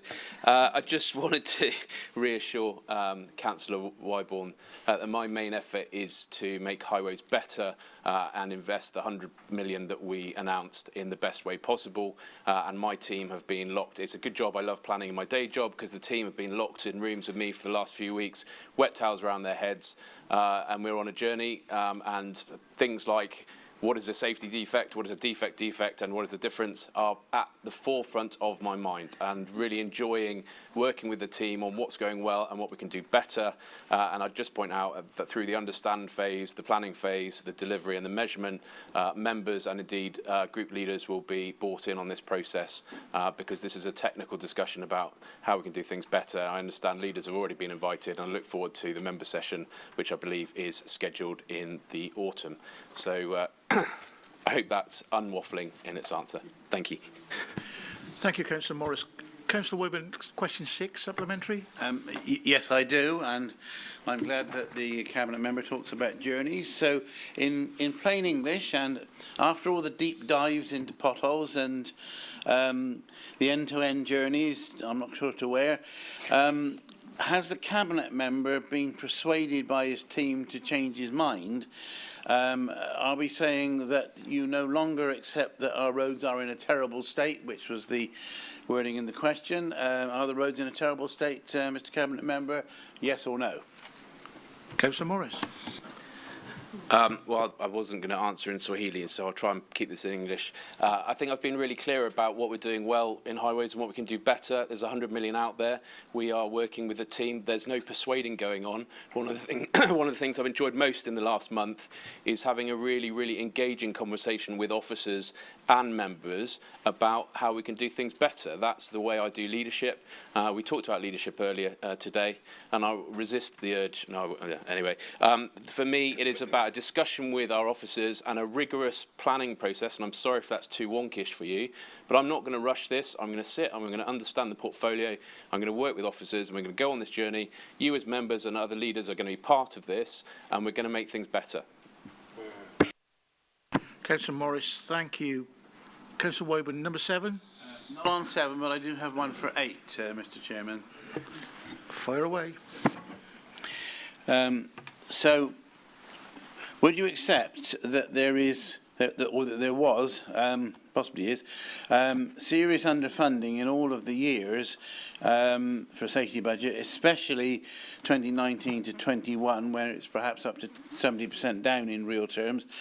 And given the large backlog of safety work and the wider remit of the Community Road Safety Fund, that 2022 isn't looking all that good either? For me, safety is leadership. Safety is paramount, and before even being even before I was appointed as a cabinet member, I was pushing to work with my local communities, such as Quennington Parish Council, to improve safety through bringing the community together with the county council and technology. And I'm really excited that there is a trial starting there, and I point out that trial was started before I was a cabinet member. And that's why we are pushing on road safety policy, which my colleague is writing at the moment. I'm not going to prejudice that. We're going to wait for it to come out. But I think in terms of what we're doing about it, I'm really excited about the £600,000 that we've committed to the Community Road Safety Fund. And I note that out of 266 parishes, only 33 have applied and only 12 have applied for cameras. So, what, you know, in the spirit of action and leadership, I would encourage colleagues to take me up on it pretty quick, because the money's there, we're doing stuff about it, and so let's crack on with it. The team are working really hard to manage those projects and get you the changes you want.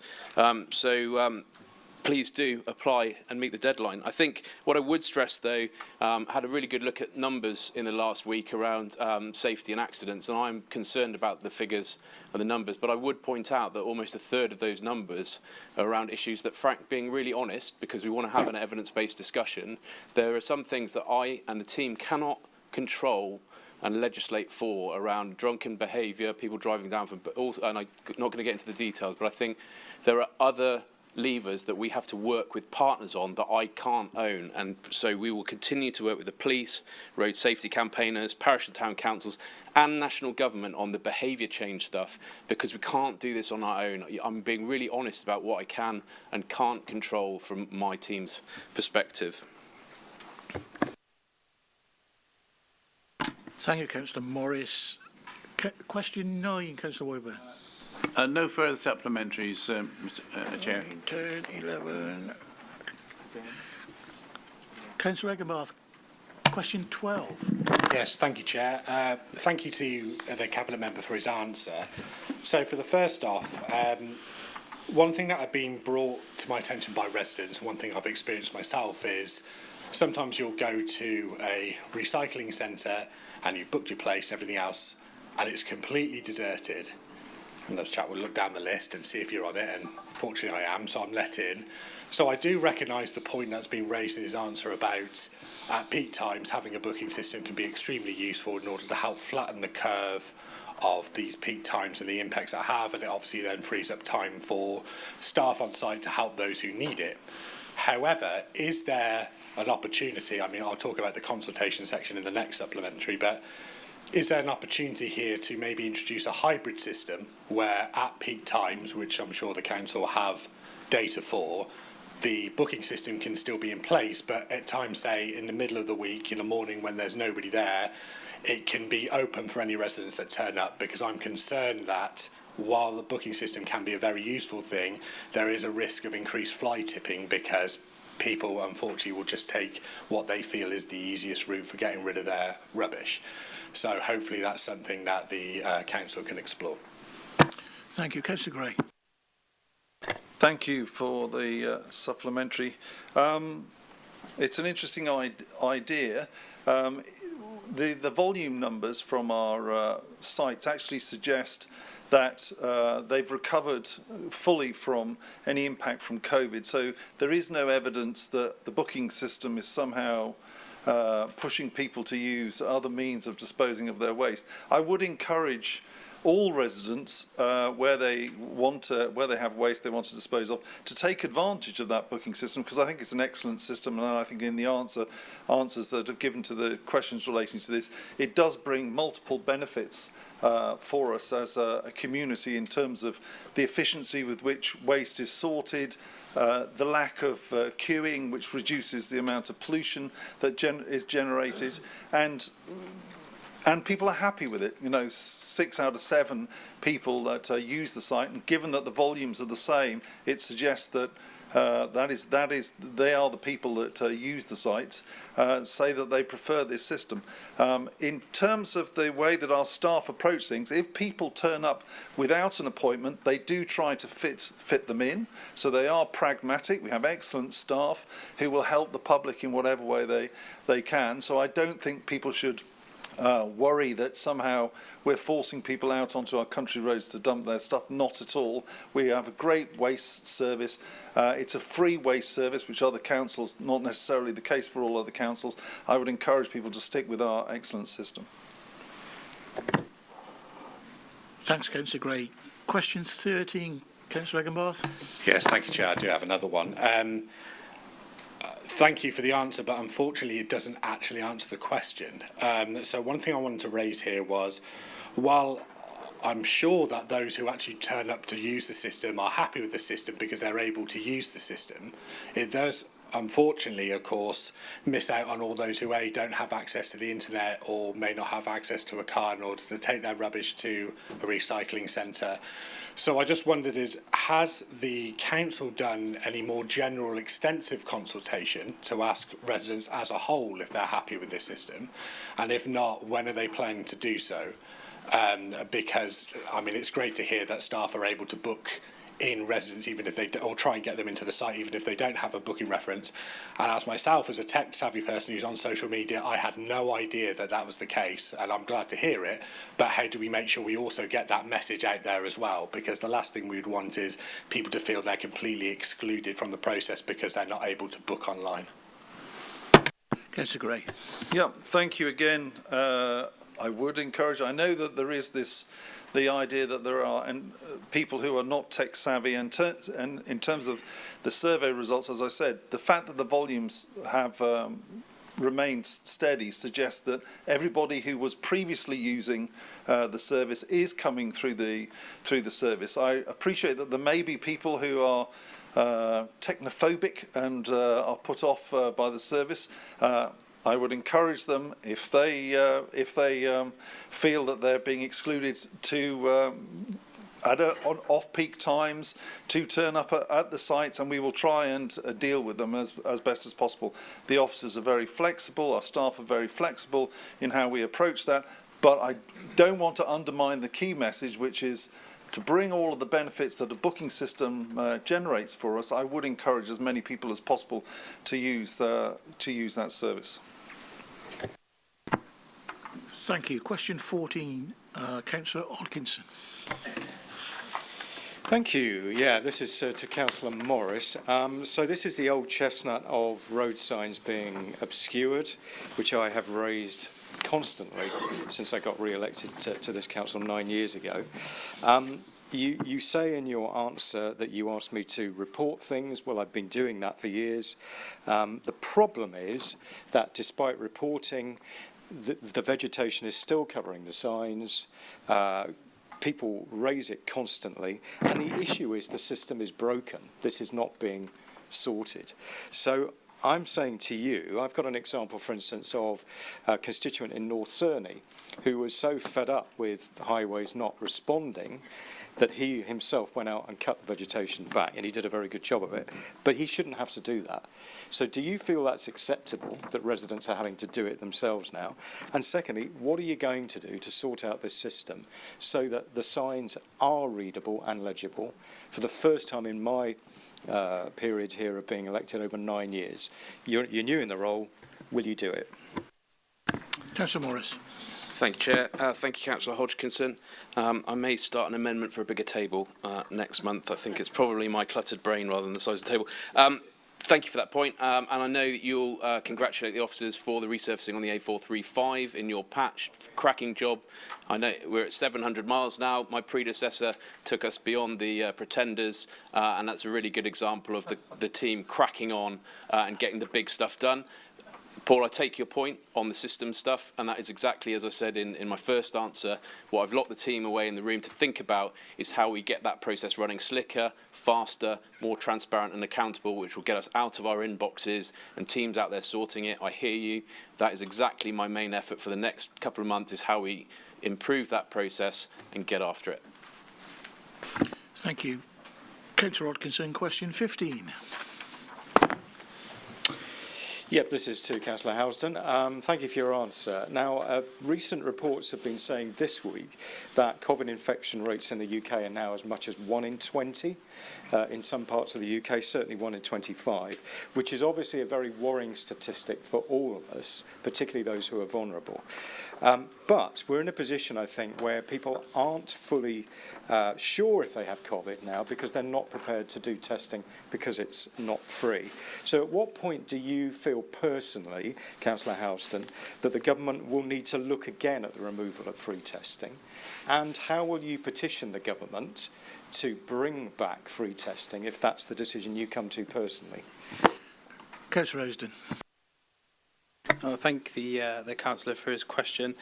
The short answer is it's not for me personally to recommend when we change anything. We have the Gloucestershire Multi-Agency Health Protection Board. They are constantly monitoring the COVID rates. They're constantly monitoring infection rates and the hospitalisations. And it's for the experts on that board to feedback if they feel that there's a change needed. Thank you. Councillor Wilkinson, 17, please. 16, isn't it? Yes, sorry. 16, yeah. I mean, just in terms of that last answer, you are the Cabinet member, so you have the right to actually say what you think, just to remind you of that. And you are the leader of this in Gloucestershire. So with 16, with no less, you know, at the moment, there is no local testing data available. None of us get that. The only way I see anything to do with COVID now in terms of infection rates and death rates and hospitalisations is through Points West on BBC and Gloucestershire Live. If it wasn't for those two bits of media, I wouldn't even know. So with no local testing available, how are you, as Cabinet member, identifying the hotspots in Gloucestershire for COVID?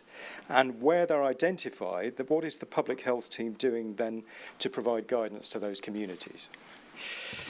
Councillor Housden. Thank you again for your question. I refer you really to my previous answer in that we have the Health Protection Assurance Board who are continually monitoring these rates and assessing infections and the numbers in hospitals. So it's really for those experts in those fields to continue to monitor the data and you know, when and if and when they decide that a change is needed, then that's something that I will support them and implement. Question 17, Councillor Wilkinson. 18? Okay, 18. So you talk about in question 18 the NHS and the vaccination programme. So obviously with all this work that's being done to increase the uptake of the vaccine, what for you does success look like with regard to the upcoming vaccinations? And how many people are you seeing at the moment taking up the vaccine for the very first time? I thank the member for the question. The vaccine programme that we have in the UK was one of the most successful vaccine programmes in the world. Our vaccine programme was at the feet of the pandemic, was one of the most successful programmes and continues to be. Uptake in Gloucestershire is above the national average, and so for me that is success.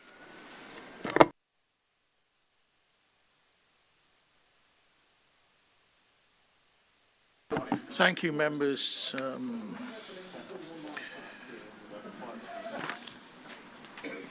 Councillor 19, sorry, question 19. Councillor Cohen. Not 19, but can I wrap up 20 and 21 together? So to Councillor Housden, the Levelling Up conference, before and during, we were promised that we would receive a summary of everything that was discussed so that we could see what the general consensus was about a way forward. And we're yet to see any of that information, but I noticed that you have now already moved on and started briefing officers to look at the findings. So I wondered when we were all going to have sight of those findings. Councillor Housden. I thank the member for her question, for combining two questions and saving us a little bit of time. So just on her points around the Levelling Up conference, I was delighted, like many members, to attend that conference. I felt some of the conversations around the table and in the breakout rooms were really quite powerful. I'm working with the team around publicising those, and they will. We are hopeful that they will be ready for the next council.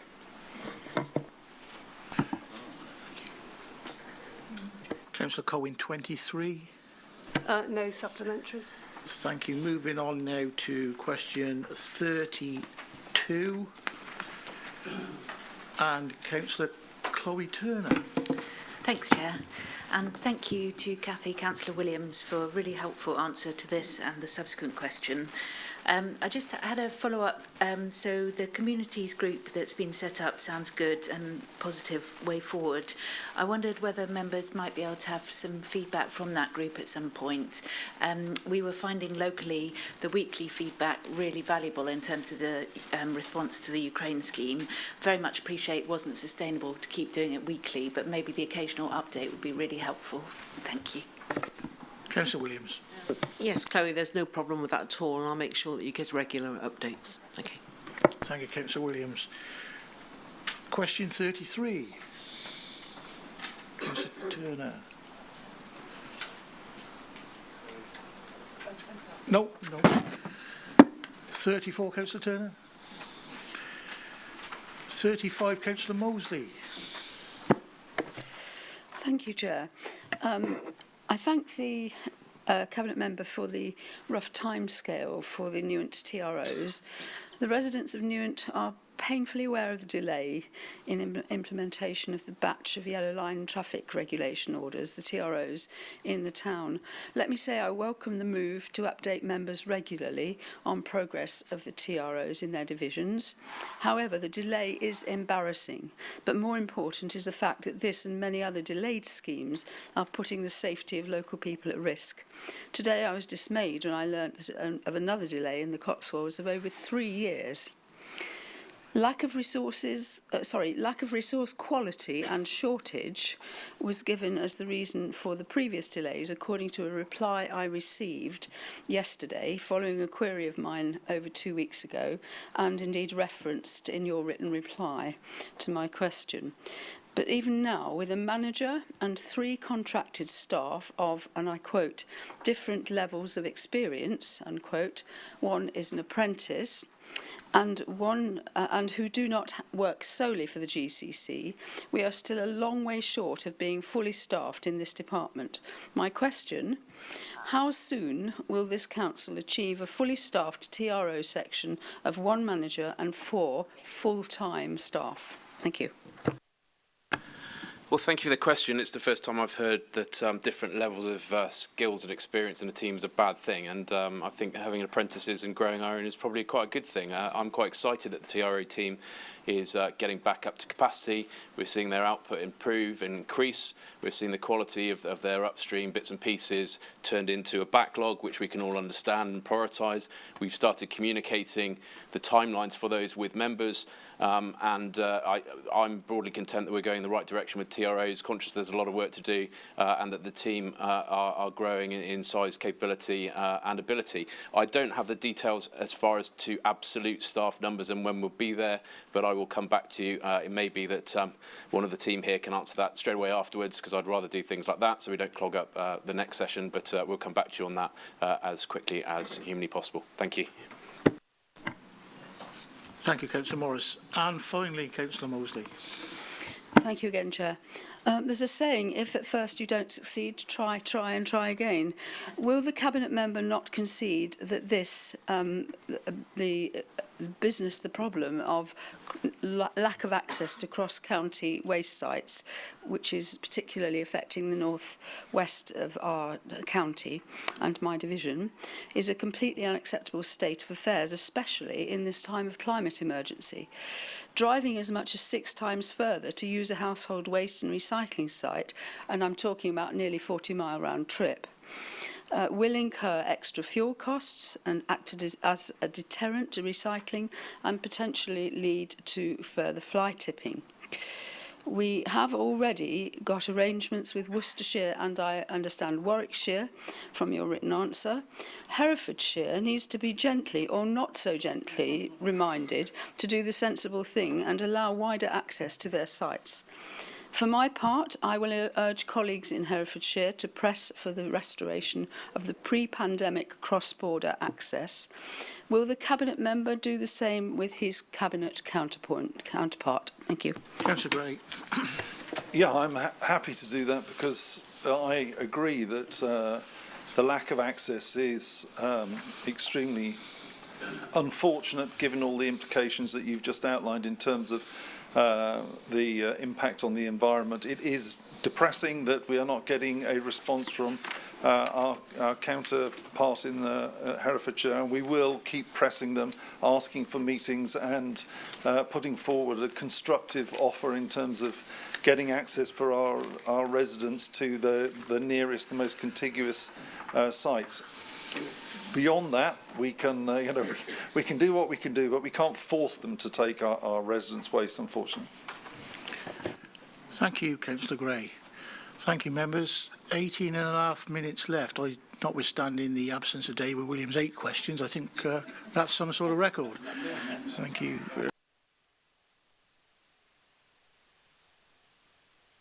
Item 10, scrutiny. Councillor Phil Orford, Chair of Corporate Overview and Scrutiny Committee, will present the report which provides a summary of recent Scrutiny Committee activities and the Scrutiny Committee chairs and vice chairs to answer questions. Councillor Orford. Well, you've virtually done my opening speech for me there, Chair.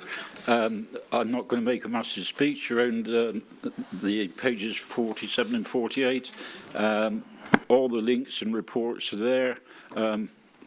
I said earlier on when I was talking in relation to Simon, I'm very proud of the scrutiny record here, and I welcome the input of all the chairs that deal with scrutiny. But I'm happy to take any questions and then maybe get answers from individual chairs.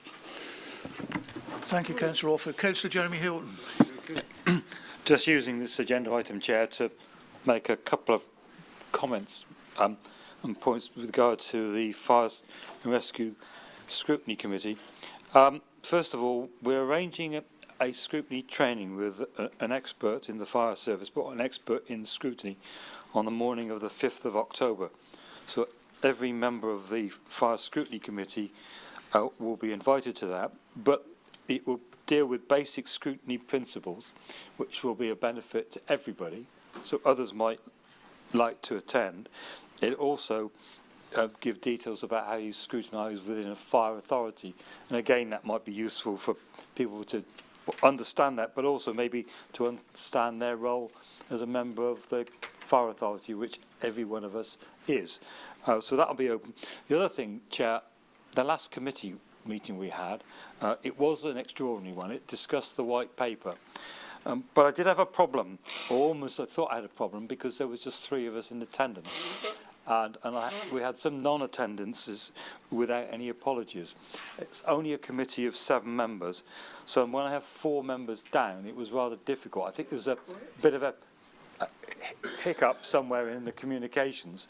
But can I just please ask members of the Fire Scrutiny Committee, please make sure you get yourself a substitute if you can't make it. Don't rely on me to go around chasing people to get them to do it, or even that matter, researchers. It's important that the member themselves find somebody to substitute them. And I look forward to seeing Vernon there. He's missed the last 2 meetings, and I was waiting for him to turn up on the last 2, and I'm hoping he'll make the next Fire Service Committee. Thank you, Councillor Hilton. Anybody wish to respond? No. Any other questions on scrutiny, members? Councillor Hay.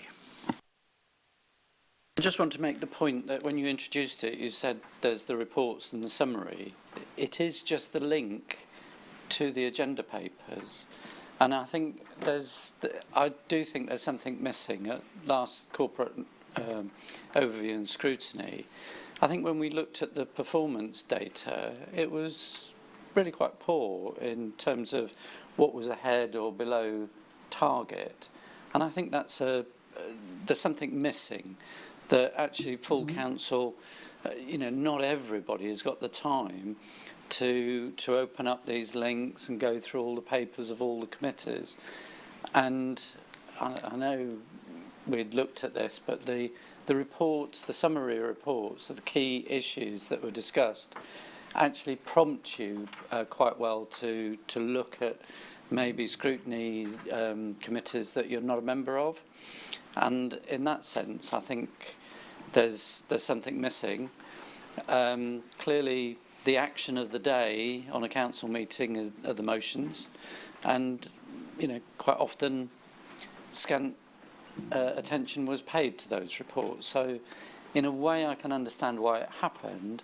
I'm just making the point that I think there's something missing there, and it is for full council to know how well or otherwise we're doing, and I just think we're missing that a little bit. Councillor Ray, thank you. Councillor Orford, would you like to come back with that one? I certainly do, because I'd probably anticipated this, because I get asked the same question every time I introduce the report. What I will do, Councillor Hay, much like district authorities, I will produce for you an annual report that we can take at annual council.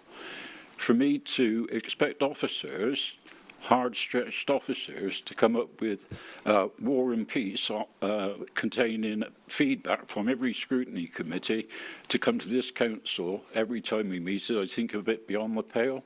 Having said that, I'm quite happy to do an annual report. If members are so minded, I could even do a half-yearly one. But I'm certainly not looking at bringing War and Peace to this chamber every time I have to present scrutiny.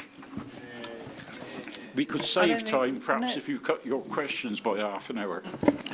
Thank you, Councillor Orford. Councillor Ray. Yeah, I object, really. I haven't asked any questions today. And I'm not asking for War and Peace. I don't know where you got that from.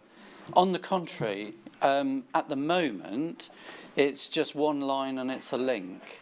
I'm just asking for those key points and I don't think that's too onerous. And to say that I'm suggesting that we, increase the reports massively, I think is unfair, because that wouldn't get read. If there's too many words, it's not going to get read anyway, which would defeat the object of it. Just wanting a summary so that other people know what is going on. We're all busy, and we only need something fairly succinct. Thank you, Councillor Hay. Councillor Orford, do you want to reply to that, or? I'm not rising to that again, Chair. I have made an offer, and I will pick up on what Councillor Hay said, but I'm certainly not looking to bring massive reports to every council meeting, that's for sure. Okay, Councillor Orford, thank you very much. Members, any more questions on scrutiny, please? No. Thank you. Moving on then to 10B, which is the Chairman of Environment Scrutiny Committee, following the appointment of Councillor Don Morris as the Cabinet Member for Highways and Flood, to elect a new Chair of the Environment Scrutiny Committee. So members, can I have nominations, please? Councillor Hawthorne. Can I nominate Vernon Smith? Thank you. Can I have a seconder, please?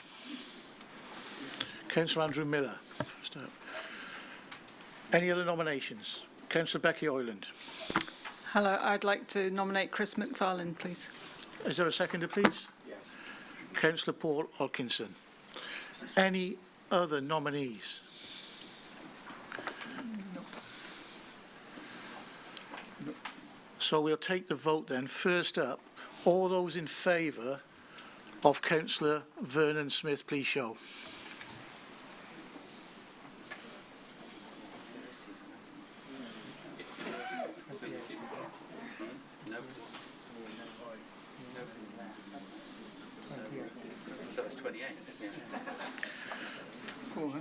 Thank you. All those in favour of Councillor Chris McFarlane, please show. 20.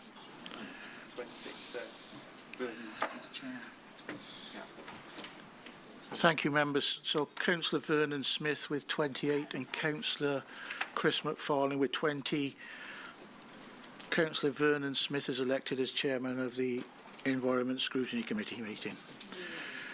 And that brings a conclusion to this day's meeting. Thank you very much. Councillor Cohen, I do apologise when I said Councillor you were 19, it's actually Councillor you were 18 because I'm counting from right to left.